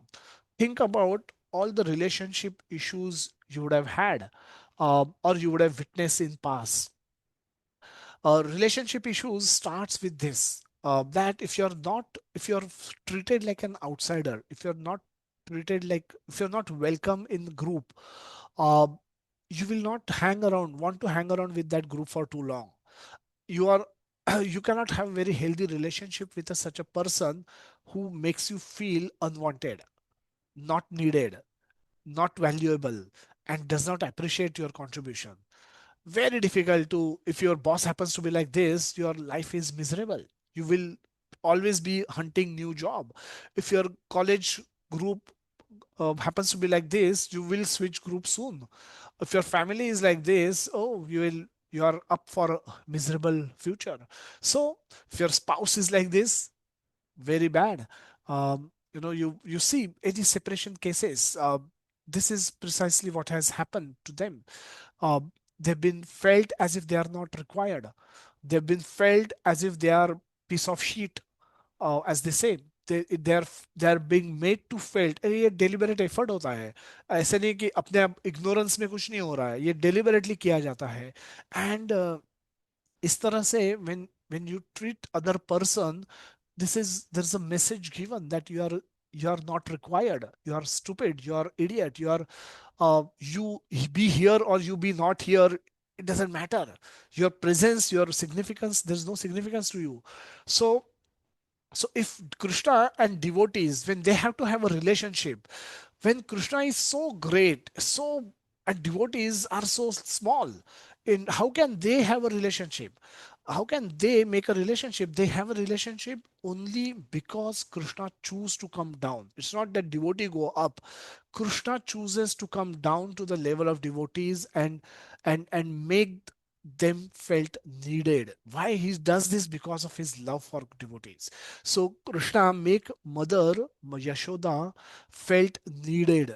Her presence, she is the maintainer of all the three worlds. जो 14 planetary system में जो अनगिनत जीवास है उनको भगवान provide करते हैं. Ant to elephant, ant eat so little, elephant eat 40 kgs every day, and both of them get fed by Krishna. Krishna's arrangement, everybody eats, gets their respective food. Uh, so Krishna is feeding everyone, but when he becomes son of Yashoda Maya, he cry out of hunger. And he makes Maya feel the need to feed Krishna on time. Prepare nice recipes. अच्छे से milk निकालो, अच्छे से उसको छाछ बनाओ, अच्छे से दही बनाओ, अच्छे से उसको उबालो, अच्छे से उसके अलग अलग मिठाइयाँ बनाओ और कृष्णा को फीड करो, कृष्णा को लिए बनाओ, कृष्णा के सोच सोच के बनाओ, कृष्णा के गुण गाते गाते बनाओ. And so Krishna is hungry, Krishna को भूख लगी होगी, कृष्णा को ये होता होगा, कृष्णा को वो होता होगा, उसको ठंड लगती होगी, वो तो डर जाता है, वो नींद नहीं आती होगी, कृष्णा को कौन चिंता करता होगा, कृष्णा की कौन केयर करता होगा. Krishna, Krishna, Krishna, Krishna. Devotees are always meditating on how to serve Krishna. Now, Krishna doesn't need any of these things, but he comes down to a level where devotees feel that they are needed, they are valued, and their contribution is appreciated. Nanda Baba Nanda Baba take Krishna in his arms when there is a when the cloud used to thunder and बहुत जोर जोर से बिजली चमकती थी और बादल गरजते थे. When towards the end of their life, Uddhav comes from Dwarka and says भगवान है वो, supreme personality of God head वो. नंद बाबा हंसते हैं, बोलते तुझे पता भी है वो जब डर जाता था और वो तुम्हारा सुप्रीम पर्सनालिटी गॉड हेड डर जाता था और मेरे he used to come in my arms and then only he used to get sleep. वो मेरे मेरे नजदीक आके ही उसको महसूस होता था, सुरक्षित महसूस होता था और फिर वो सो जाता था. बादल तुम्हारा supreme personality of God head जो कुछ आप बोल रहे हो वो तो बादल और बिजली के आवाज से डरता था. ऐसा होता है क्या? वो थोड़ी विष्णु थोड़ी है वो, तो वो तो मेरा बेटा है, he is my son, he is my child. तो तुम उसके लिए कुछ कर नहीं रहे हो, इसके लिए तुम इतने डिंगे मार रहे हो, तो कि तुम्हें कुछ करना नहीं है उसके लिए, तुमने कुछ केयर केयर किया ही नहीं होगा उनके लिए। तो he must be actually suffering there in Dwarka. कोई, बिकॉज सब सब सोचते हैं कि वो भगवान ने अपना खुद देख लेगा, इसके लिए तुम लोग सब आलसी हो और तुमने कुछ नहीं किया इसके मतलब उसके लिए। So that's how they became more worried कि ये तो कृष्णा द्वारका में रह रहे हैं और उसका द्वारका से आया हुआ दोस्त ये बता रहा है कि वो तो सुप्रीम पर्सनालिटी ऑफ गॉड है, खुद कर लेता है सब कुछ। मतलब ये लोग they don't care for him. So वो सोच के उनको और पीड़ा होने लगी और दर्द होने लगा कि ऐसा कैसे कृष्णा रह रहे हैं वहां पे, कोई चिंता नहीं करने वाला उधर उनका। सो उद्धवा कुड अंडरस्टैंड कि ऐसे कैसे कोई सोच सकता है। But Krishna comes to the level of devotees and then he he makes themselves, he makes them feel needed, their contribution valued, appreciated. And that's how this loving exchange between him and devotees takes place. Now this is his greatness, as he happily takes this inferior position just to let his devotees feel valued, needed and loved. For devotees के लिए वो सब ये करते हैं. We see some examples of this, will not go into too much details. Sudama ब्राह्मणा का पास time, Sudama उनके चाइल्डहुड मित्र थे। और सुदामा जी एक बार बहुत गरीब थे, उनकी बीवी ने बोला जाओ तुम्हारा दोस्त है द्वारका का राजा है, जाओ उससे कुछ मदद मांगो तुम। रोज हम खान दोपहर को सोचते हैं रात को क्या खाएंगे, रात को कुछ मिला तो अच्छा लगता है, नहीं मिला तो ऐसे ही सो जाते हैं पानी पी के। इतने बुरे दिन आए हैं, हम इतने गरीब हैं, देखो कैसे हालत हो गई, कपड़े फटे हुए हैं, बच्चों में को कुछ ठिकाना नहीं है। तुम्हारा दोस्त है तो जाओ उसे कुछ मदद मांगो। जाओ करके जबरदस्ती से उनको भेज देती है। He comes to Dwarka and become so happy, ओ मैं कृष्ण को मिलने वाला हूँ। He is pure devotee, he is always thinking of Krishna, he is always in love with Krishna, साख्य भाव में है। And Krishna welcome him, gives him a royal welcome, make him sit on the throne, सिंहासन पे बिठाते हैं, उनके पैर धोते हैं, उनको खाना खिलाते हैं, उनको बोलते हैं मेरे लिए क्या लाए हो, क्या गिफ्ट लाए हो मेरे लिए। फिर वो चिप राइस लेके देखते हैं और टूट पड़ते हैं उसके ऊपर, एज इफ महाराज है, द्वारका का राजा है। द्वारका का सुवर्ण नगरी करके वर्णन है, उनको 16,108 वाइफ बीवियां है, उनके 16,108 महल है, उनके पास परम ऐश्वर्य है। और वो पोहा चिप प्राइस के लिए झगड़ा करते हैं सुदामा से और उनसे छीन लेते हैं। सुदामा बहुत लज्जित होते हैं, बोलते क्या मैं इनको दूंगा, ये क्या मैंने ये भी मांग के लाया है, मेरे घर का नहीं है। सो ऐसा मैं गिफ्ट कैसे दे सकता हूँ मेरे मेरे मित्र को जो कि इतना बड़ा है, वो तो सुप्रीम भगवान तो है ही, प्लस अभी तो द्वारका का राजा है, इतनी सारी रानियां हैं। तो वो छुपा रहे थे और कृष्णा उसको झगड़ा करके ले लिया उनसे और खा के बोल रहे इससे बढ़िया मैंने आज तक कुछ कोई चीज खाई नहीं। तो 16,108 रानियां सोच रही है क्या बोल रहे हैं ये हो क्या रहा है। एंड पैर पड़ रहे, पैर धो रहे, एंड इतना लविंग एक्सचेंज उनमें होता है। सुदामा इज फुल्ली सेटिस्फाइड, उनको कुछ नहीं, वो बिना कुछ मांगे ऐसे चल जाते हैं, 1-2 दिन रहते हैं और वहां से चल पड़ते हैं। He is very happy while returning. जिससे घर नजदीक आता है वैसे उनको याद आता है, अरे मेरे बीबी ने जो बोला था वो काम तो मैंने किया ही नहीं, मैंने कृष्ण से तो कुछ मांगा ही नहीं। बोला to the hell with that thought, Krishna से मिला, माई हार्ट इज सेटिस्फाइड। तो जो होगा वो देखा जाएगा घर पे, झगड़ा करेगी जो करेगी वो कर दे दो, चलो जाते हैं घर पे। And then in comes home, he can't recognise because his home is transform into a palace. His wife, he can't recognise her, she is wearing best of cloth, best of jewellery, his children are there. तो so उनको तो जो भगवान देते हैं वो उनको तो बाद में पता चलता है, but he is not happy because what he got from God, he is happy just by being with God. So that is sine of a devotee. Another beautiful pass time, एक बुढ़िया फल फल वाली होती है, जिसने वो जो गोकुल की भी नहीं रहने वाली है, बट उसने कृष्ण के बारे में सुना है। वो गांव गांव जाके फल बेचती है और कृष्ण के बारे में उन्होंने बहुत लोगों से सुना है कि कृष्ण बहुत सुंदर है, कृष्ण ऐसे है, कृष्ण वैसे है, ऐसे नटखट है, ऐसे उनके गाल है, ऐसे उनके बाल है, ऐसे उनके आंखें हैं, ऐसे वो ऐसे ज्वेलरी पहनते हैं, वो ऐसे स्माइल करते हैं। और वो she is always meditating on Krishna. And वो प्रे करती रहती है कि मुझे किस दिन उनका दर्शन हो, किस दिन मैं गोकुल जाऊंगी। सोचते रहती है। फिर एक दिन वो गोकुल की तरफ आती है एंड दोपहर को कोई नहीं रहता है, वो कृष्ण के घर में आती है। She is from lower caste. Krishna Nand Maharaj का घर है, वो महाराज है। तो एटिकेट्स है, सोशल एटिकेट्स होते हैं। तो वो पूछती है कि कोई घर पे है, तो कृष्ण दौड़ दौड़ के बाहर आते हैं। तो उन्होंने बाबा ने देखा होता है, उन्होंने देखा होता है कि बाबा धान देते हैं और कुछ सामान लेते हैं। तो बोलते हैं मुझे फल चाहिए, तो बोलते हैं हाँ मैं फल ही देने आई हूँ, ले लो। तो वो दौड़ दौड़ के अंदर जाता है, एक मुट्ठी भर चावल ले आता है एंड दौड़ दौड़ के रिटर्न आता है। आते आते सारे चावल गिर जाते हैं। तो दो चावल के दाने, दो तीन दाने रहते हैं, वो उस फल वाली को देते हैं, मुझे फल दे दो। Then she gives all her fruits to him, कि ये ले लो, ये भी ले लो, ये भी ले लो। पूरी टोकरी खाली कर देती है और वो खाली टोकरी लेके बैठ जाती है, तो उसके तरफ देखते रहती है। तो seeing his beautiful form, seeing his beauty, she's mesmerized. और वो सोचती है कि आपका नाम मुकुंदा है, मैं जानती हूँ आप मुकुंदा हो। तो आप क्या आप मेरे गोदी में बैठ के मुझे मैया बोलोगे? कृष्ण बोलते हैं कि हाँ। फिर वो यहाँ वहाँ देखते हैं, कोई देख नहीं रहा है, उनकी माया से कोई देख नहीं रहा होता, कोई नहीं होता उस समय वहां पे। तो वो चुपके से वो फल रखते हैं बाजू में, और चुपके से उस फल वाली के गोदी में जाके उनके बैठ के उनके आंखों में आंखें डाल के उनको बोलते हैं मैया। And then she becomes so satisfied by the touch of God, by the touch of his touch, by his reciprocation. Becomes fully satisfied and then she leaves. uh, Krishna उठ के बाद में अंदर चले जाते हैं and then she leaves and she start singing. फलों के नाम के बदले वो गोविंद दामोदर माधवेति बोलना शुरू करती है। गोविंद का नाम लेते लेते वो महसूस करती है कि उनकी टोकरी बहुत हेवी हो गई है, बहुत भारी हो गई है। देखती है तो उसमें काफी ज्वेलरी है। जो दो दाने, तीन दाने चावल के थे, they they have turn into jewellery, बहुत वैल्यूएबल, बहुत अमीर बन जाती है वो। बट वो बोलते हैं जो उनको मिला है उसके सामने इसका कोई मोल नहीं है।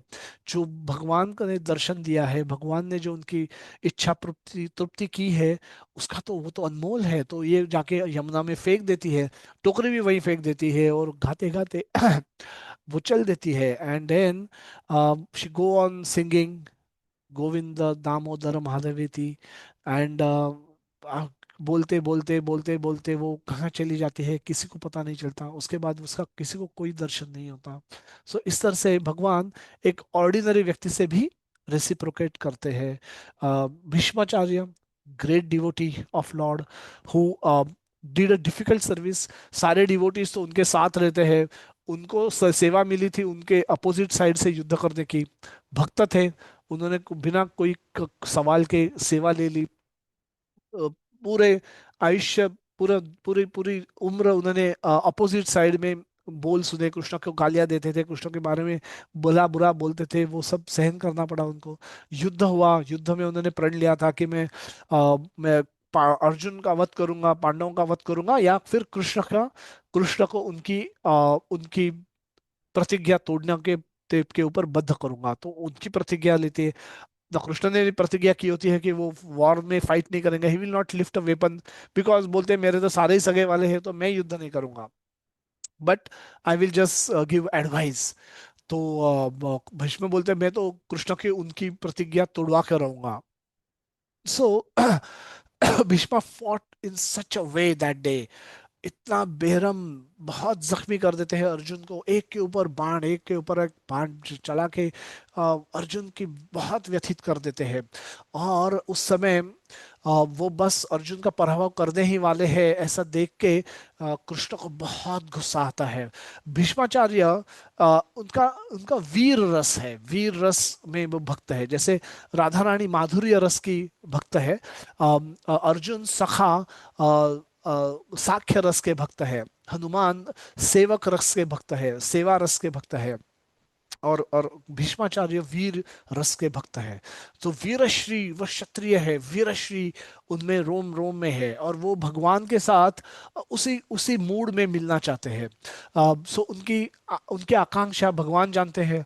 God also know what he wants, and knowing his desire, he says, to the hell with my own vow. I will not let Bhishma break his vow. I'll ensure that Bhishma is glorified for making me break my vow. And he break his vow. He jumps out of that chariot. He stops the chariot, jumps out of it. बहुत आवेश में, बहुत त्वेष में वो वहां से एक रथ का चक्र उठा लेते हैं और भीष्म के ऊपर आक्रमण करते हैं। और seeing this, Krishna breaking his vow to allow Bhishma to maintain his vow. Bhishmacharya, he says, my life is fulfilled. And then on the deathbed, Krishna, Bhishmacharya is recalling these incidents. जब कृष्ण उनके सामने आते हैं, बोलते हैं, मैं तुमको आज्ञा, मैं I want you not to move until I breathe my last breath. मैं अपने प्राण जब तक नहीं त्यागूंगा तब तक आप यहाँ से हिलना नहीं। ऐसे करके कृष्ण को डांट देते हैं। कृष्ण बहुत स्माइल करते वहां खड़े रहते हैं। And now Bheeshma is describing his beauty. बोलते हैं जैसे वृंदावन का जो फॉर्म है, जो गोपियों को जो फॉर्म पसंद है, मुझे आपका ये फॉर्म पसंद है, जिसमें आप युद्ध भूमि में हो, जिसमें आपके बाल बिखरे हुए हैं, जिसमें पसीना से आपको पूरा चेहरा धूली में लथपथ है, मेरे बाणों के कारण जो आपको जो जो आपको क्षति हुई है, उसमें उसमें से जो खून बह रहा है वो भी आपको, उससे आपका सौंदर्य बढ़ रहा है।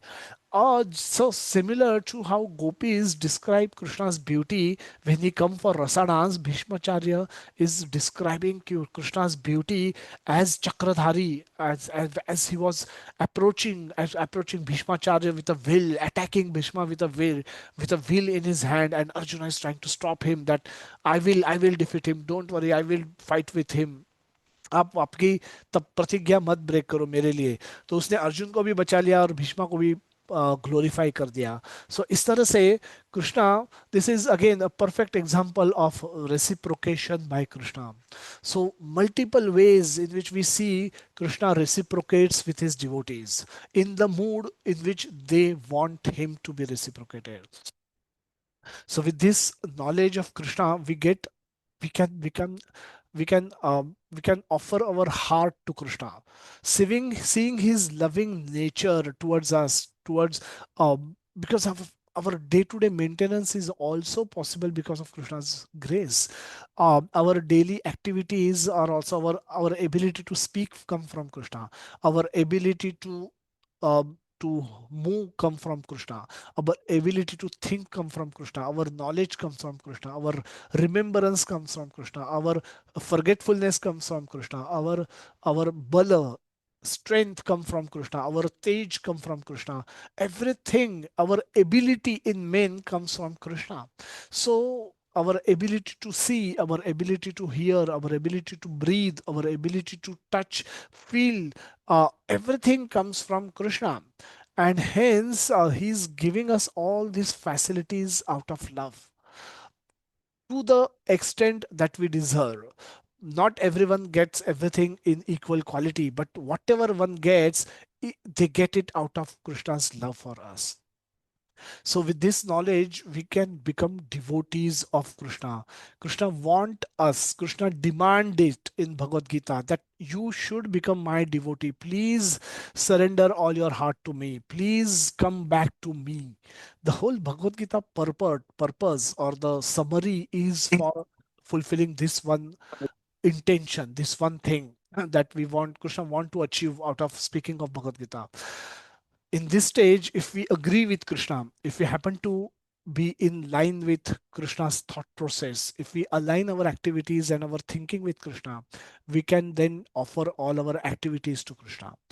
This makes our karma free from any reaction. Yajnarthat karmano anyatra lokoyam karma bandhana. We can act only for the Krishna's satisfaction according to Krishna's instructions.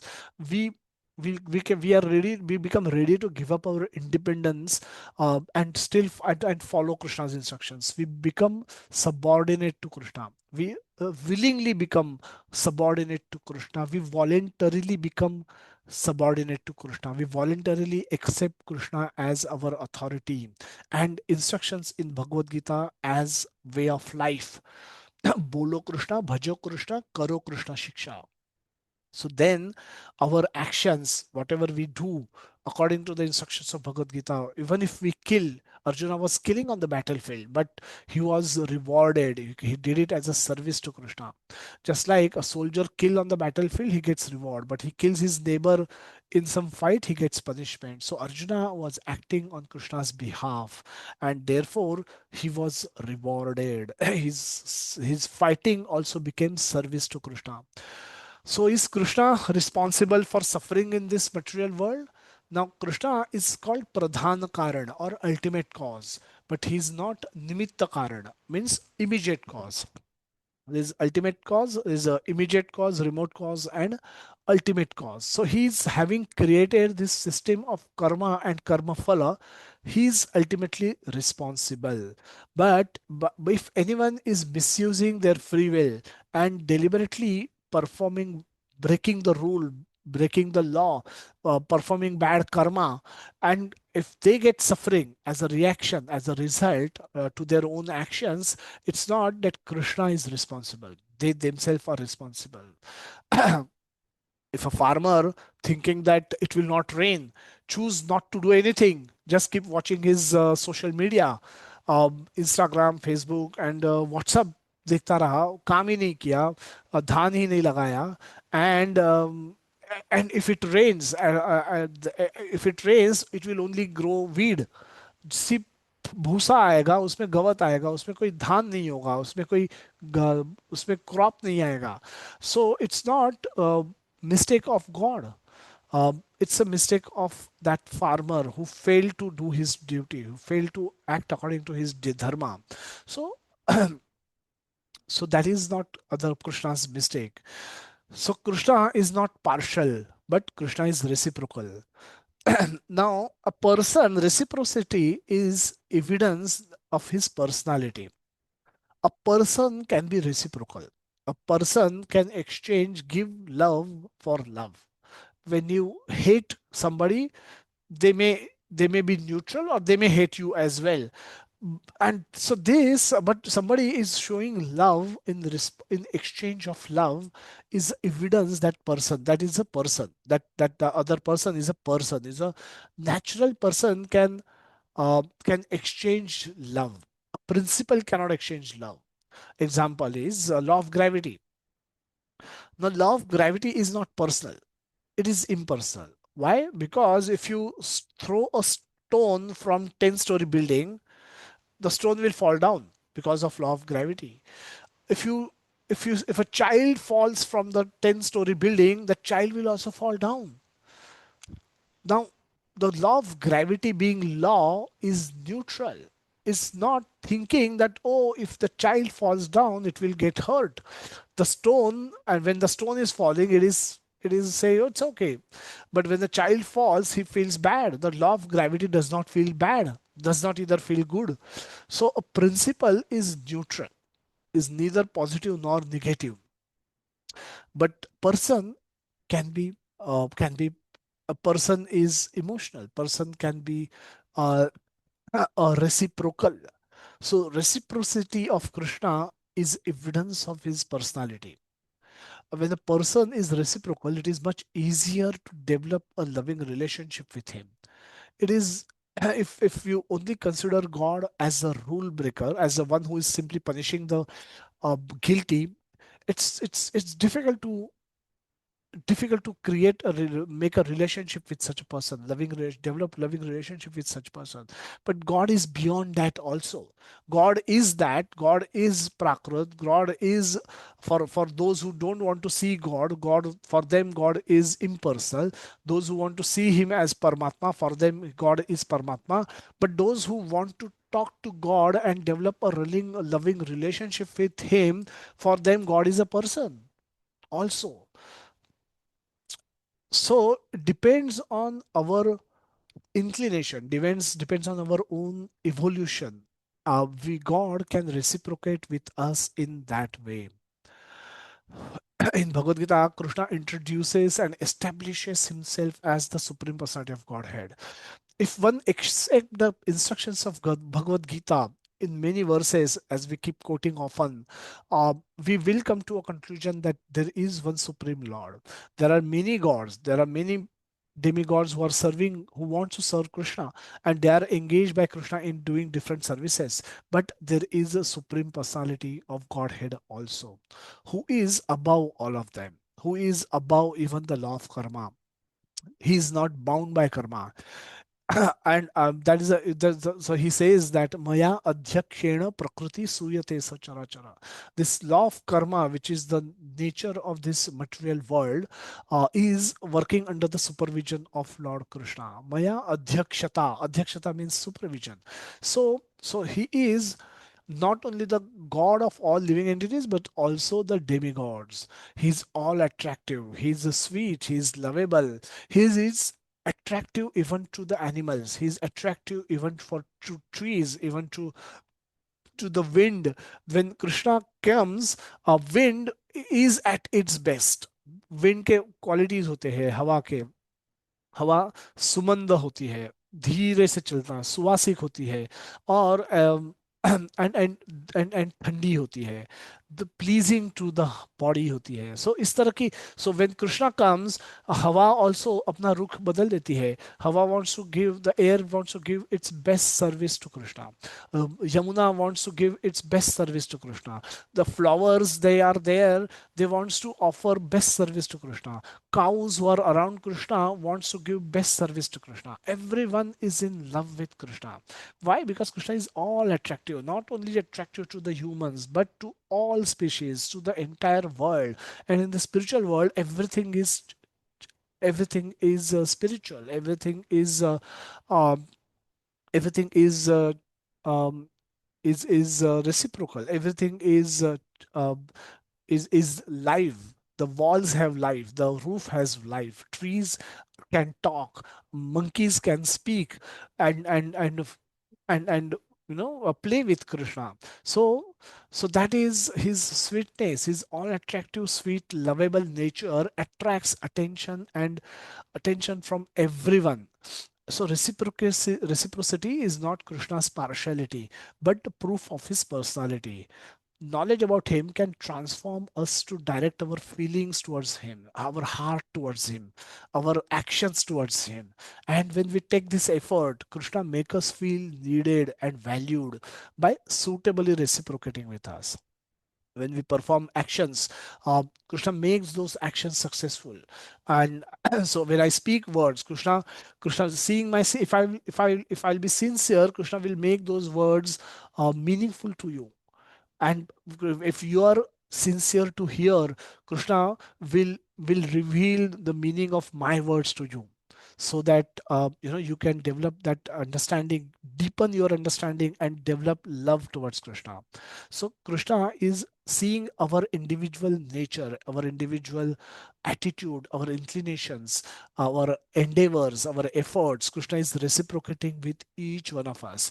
So if you today feel, अगर आपको समझ लग रहा है कि आपको कुछ भगवत गीता जानते हैं, तो ददामी बुद्धि योगम त्वाम, seeing you are lovingly engaged in devotional service, Krishna has given you this ability to understand him a little bit. If I'm able to speak about Bhagavad Gita, it is because Krishna is allowing me to speak about Bhagavad Gita. So Krishna has recognized this effort and allowing me to speak. So it's His mercy by which I'm able to speak. It's His mercy by which you are able to understand. So if अगर हम सोचते हैं कि ये reciprocation तो लोगों के साथ हुआ है, हमारे साथ तो नहीं होता है, तो हम गलत है. We are wrong. We every these 2 hours, we Krishna has been reciprocating with all of us, and that's the evidence that we are able to understand him. I am able to speak about him, and you are able to understand about him. Lap of the Lord. Different persons, different use cases. हम बोलते हैं ना use cases. So Hiranyakashipu ये यथा माम प्रपद्यन्ते, जैसी उनकी वृत्ति थी वैसा उनको वैसे उनको ट्रीटमेंट मिली। भगवान ने उनको अपनी जांघा पे लिया और उनका पेट फाड़ के उनको मार डाला। प्रहलाद जो कि उनके प्रिय भक्त थे, उनको उसी लैब पर बिठाया और भगवान ने आशीर्वाद दिया, उनके सर पे हाथ रखा। उनको भगवान पूछ रहे हैं, मांगो मुझसे प्रहलाद क्या चाहिए। प्रहलाद मरता है, मैं व्यापारी थोड़ी हूँ कि मैंने भक्ति की है तो आपसे कुछ मांगूंगा, ये दिया है तो मुझे वो दो। मैं सब नहीं करता। मुझे कुछ नहीं चाहिए। ओनली थिंग मुझे देना है तो दे दो कि मेरी कोई मटेरियल कामना ना रहे, मुझे कोई भौतिक इच्छाएं ना रहे, भौतिक आसक्ति ना रहे। और आप मुझे राजा बना रहे हो तो मुझे भौतिक काम में मुझे लगा रहे हो, तो सब कैसे होगा, मैं भक्ति कैसे करूंगा।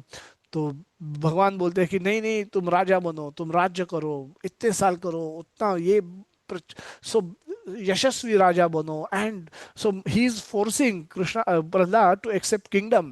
प्रहलाद इज सेइंग मुझे भजन करना है, मुझे नहीं बनना राजा। वो बोलते नहीं नहीं, तुमको राजा बनना पड़ेगा।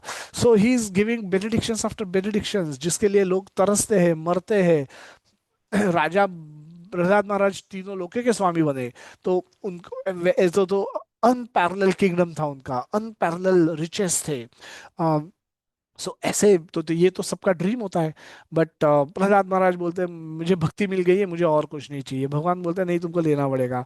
तो इस तरह से बहुत स्वीट एक्सचेंजेस होती है भक्त और भगवान के बीच में। बट डिफरेंट, बट अगर हमारी वृत्ति हिरण्यकशिपु की जैसे होगी कि हम भगवान से द्वेष करेंगे, हम ईर्ष्या करेंगे, हम भगवान को मारने की कोशिश करेंगे, हम बोलेंगे भगवान को रिप्लेस करने की कोशिश करेंगे, तो मत्तः ना परतरम अन्यत किंचिदस्ति धनंजय, भगवान के ना कोई समान है ना कोई ऊपर है। तो भगवान को, तो भगवान से उनका वध होना निश्चित है। उनका उनका ये effort will not be successful, cannot be successful. So Hiranyakashipu का नहीं सक्सेसफुल हुआ तो हमारा कहाँ से होगा। तो ये बेहतर ही होगा कि हम भगवान से रेसिप्रोकेट करें, भगवान के दिए हुए मार्गदर्शन के अनुसार अपना व्यवहार करें। और following instruction given by Krishna, we make our life successful. Our life success is if we can develop love for Krishna. To summarize, in Bhagavad Gita, Krishna introduces and establishes himself as the supreme personality of Godhead. और चौथे अध्याय के जो शुरुआती श्लोक है उसमें कृष्णा ये फर्स्ट टाइम एक्सप्लिसिटली बोल रहे हैं। अभी तक की भगवत गीता में तीन अध्याय में ये बात आई नहीं है, but for the first time Krishna is speaking this loudly and clearly. And that's why this chapter is known as transcendental knowledge. So he's not only God for living entities but also for demigods. So he's all attractive, sweet, and lovable. Reciprocity is not his partiality but proof of his personality. A person can be reciprocal, a principle cannot be reciprocal. So we know Krishna is a person, and knowledge about him can help us transform our heart and direct our heart and our actions towards him, our feelings towards him.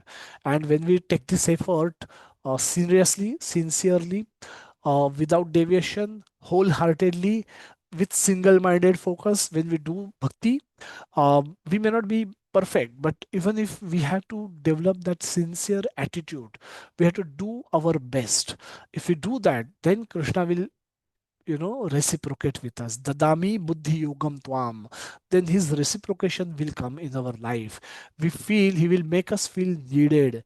He will make us feel valued. And he will suitably reciprocate with us, giving us deeper understanding about himself, by which our love for him increases and our bhakti for him increases, our devotional service towards him increases. And that's how we can develop constant remembrance of Krishna, just like Prahlad Maharaj. And if we do that throughout our life, tasmat sarveshu kaleshu mahamanusmara yuddhacha. If we can do this throughout our life, while doing our prescribed duties, while acting in this world, while getting married, while getting living married life, while producing children, while helping children grow, while taking care of our parent, while doing our job, while running a business, while running a factory, or while living a retired life, while become living like a homemaker. If we can always remember this Krishna's loving endeavors towards us, and we will be able to perform bhakti without deviation, and we will be able to remember Krishna all our life and also at the end of life. And if we can do that, we will go back to Krishna. Of this there is no doubt, as he will confirm in 8.5th verse. So we'll conclude by some question and answer. We'll just take a pause. You can raise hands if you have any questions, answers.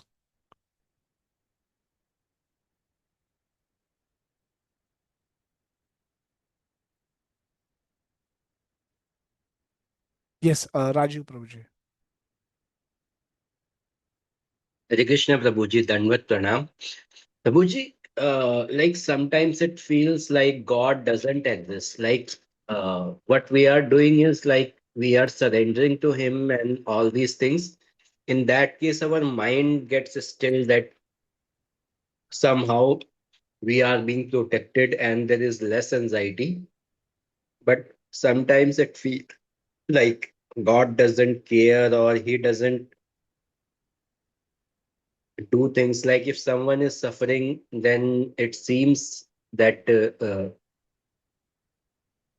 if actually God exists, or is it all just chemical reactions or physical things? Because medicines are only helping. Wherever you go, whatever you do, it doesn't helps.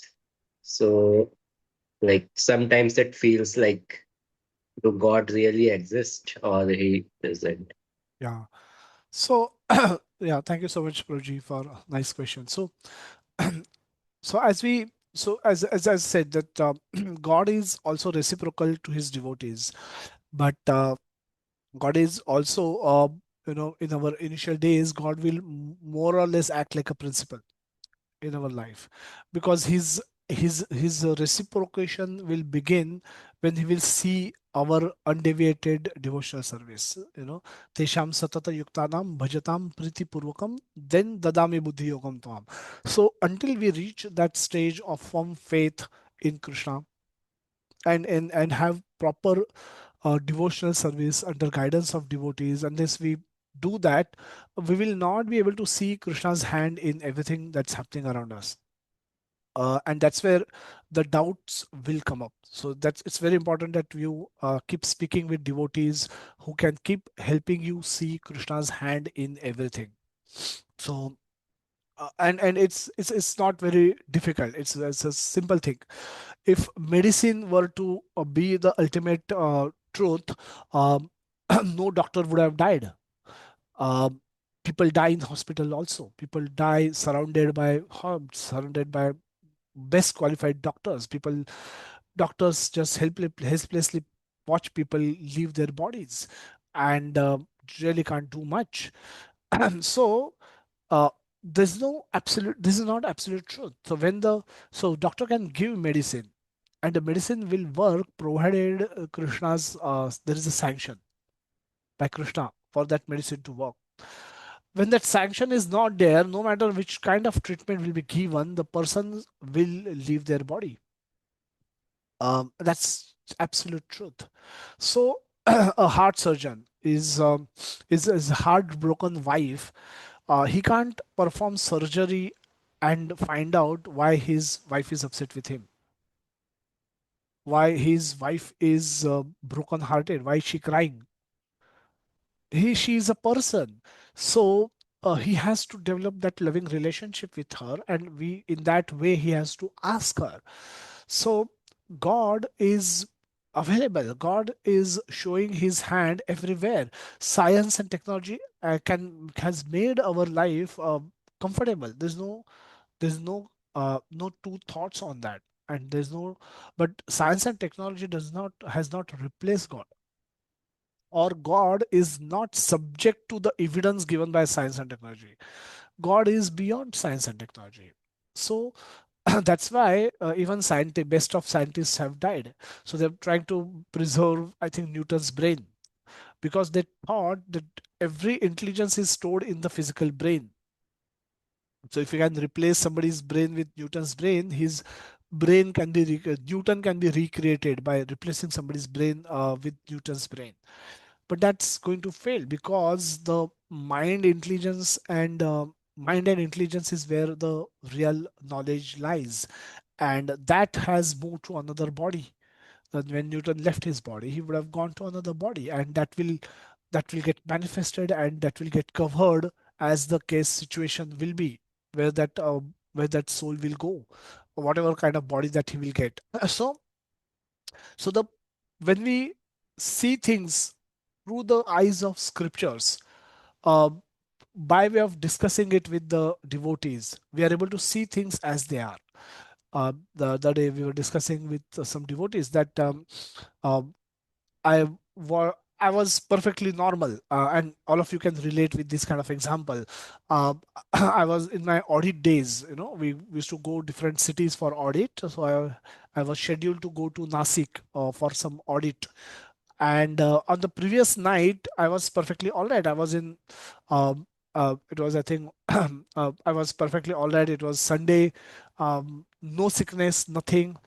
But when I woke up with chikungunya, with chikungunya, and I had to cancel my trip.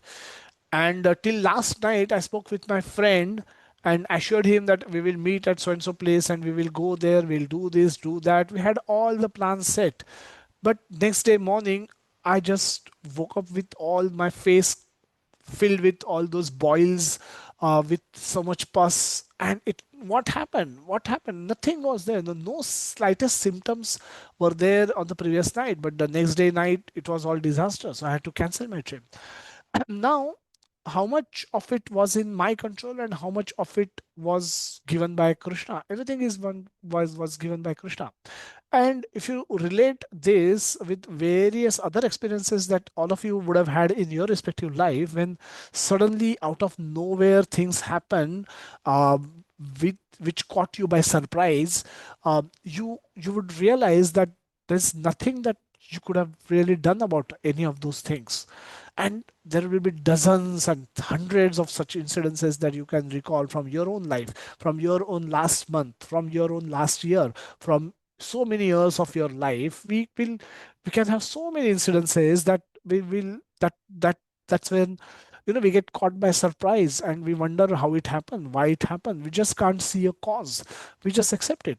We just accept it as truth, and we try to do our best in that given situation. We can't really do much. We can't really question. It's law of karma. It's just been delivered. So the perfect science, the perfect world doesn't exist. There's so many things happen in our own life which make us wonder how things happen, why things happen, and there are no clear answers. There's no clear cause and effect relationship that is visible. So that's how we are forced to accept the law of karma explanation, and which makes sense, which is extremely logical. And that's how we see the variety in the world. We all have different starting points. All of us will have different level of intelligence. All of us will have different different financial condition, different physical beauty, physical health, physical intelligence, physical appearance, that will be there. And all of us, if God were to be equal to all, he would have given equal to everyone, but he gives different to everyone. Everyone is a unique product, and all of that is because of his reciprocity. He act according he's made rule and he act according to that rule. He breaks the rule when he wants to, seeing our endeavor. He will break the rule also, but by and large he will be reciprocal to. As we act, he reciprocates. So his presence in our life is practically undeniable. My ability to speak comes from Krishna. Your ability to hear comes from Krishna. Your ability to understand what I'm speaking also comes from Krishna. There will be a time when ears will be there, you will not be able to hear.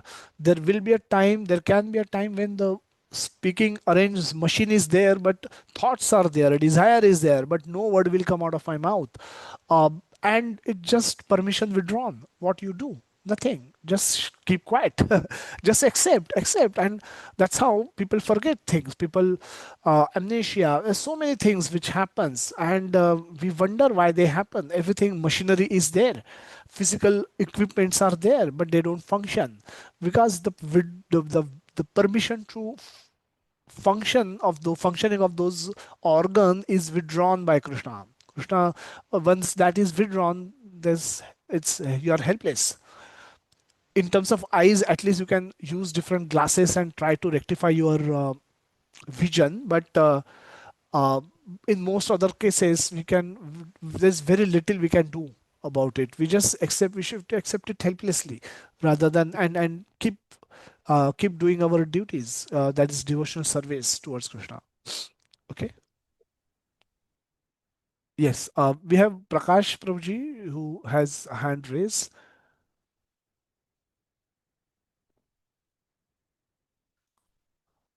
Prabhuji, you can unmute and speak if you have any question.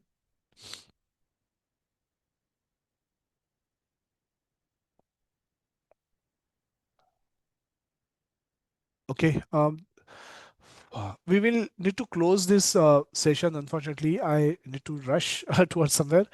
What I'm doing is I'm just messaging my mobile number, WhatsApp mobile number. So if anybody new in this group who wish to get added to the group, our regular Bhagavad Gita WhatsApp groups, you're not part of that group, then please message me with your name and name and background. We can have you added in the group. But and you can also send me any questions that you might have. We can I can answer you back through voice message or through a direct conversation. So thank you so much for staying back. I know it's a little late than than otherwise than one. So 26 minutes past 1 o'clock. So we'll to close this session today. Uh, thank you everyone for your patience and have a great Krishna conscious week ahead. We'll continue with our discussion on Bhagavad Gita on coming Sunday and onwards. Thank you everyone. Shri Jagannath Baldev Subhadra Mai ki jai, Srila Prabhupada ki jai, Nitai Gaur Premanande, Hari Bol, Hari Bol, Hari Hari Bol, Hare Krishna to everyone. Thank you so much. Hare Hare Krishna, Krishna, Hare Prabhuji. Prabhuji. Krishna Welcome. Prabhuji. Hare Krishna Thank you Prabhuji. so Hare much. Hare Krishna Krishna. Hare Prabhuji, Krishna Dandavat Prabhuji. Pranam. Thank you, Thank you so Prabhuji. much, Prabhuji. Hare Krishna Thank Prabhuji. you, Prabhuji. Hare Hare Krishna Krishna. Prabhuji, Hare Dandavat Krishna Pranam. Prabhuji. Hare Dandavat Krishna Pranam Prabhuji, Prabhuji. Dandavat Pranam. Thank you so much, Prabhuji. Hare Krishna. Dandot Pranam.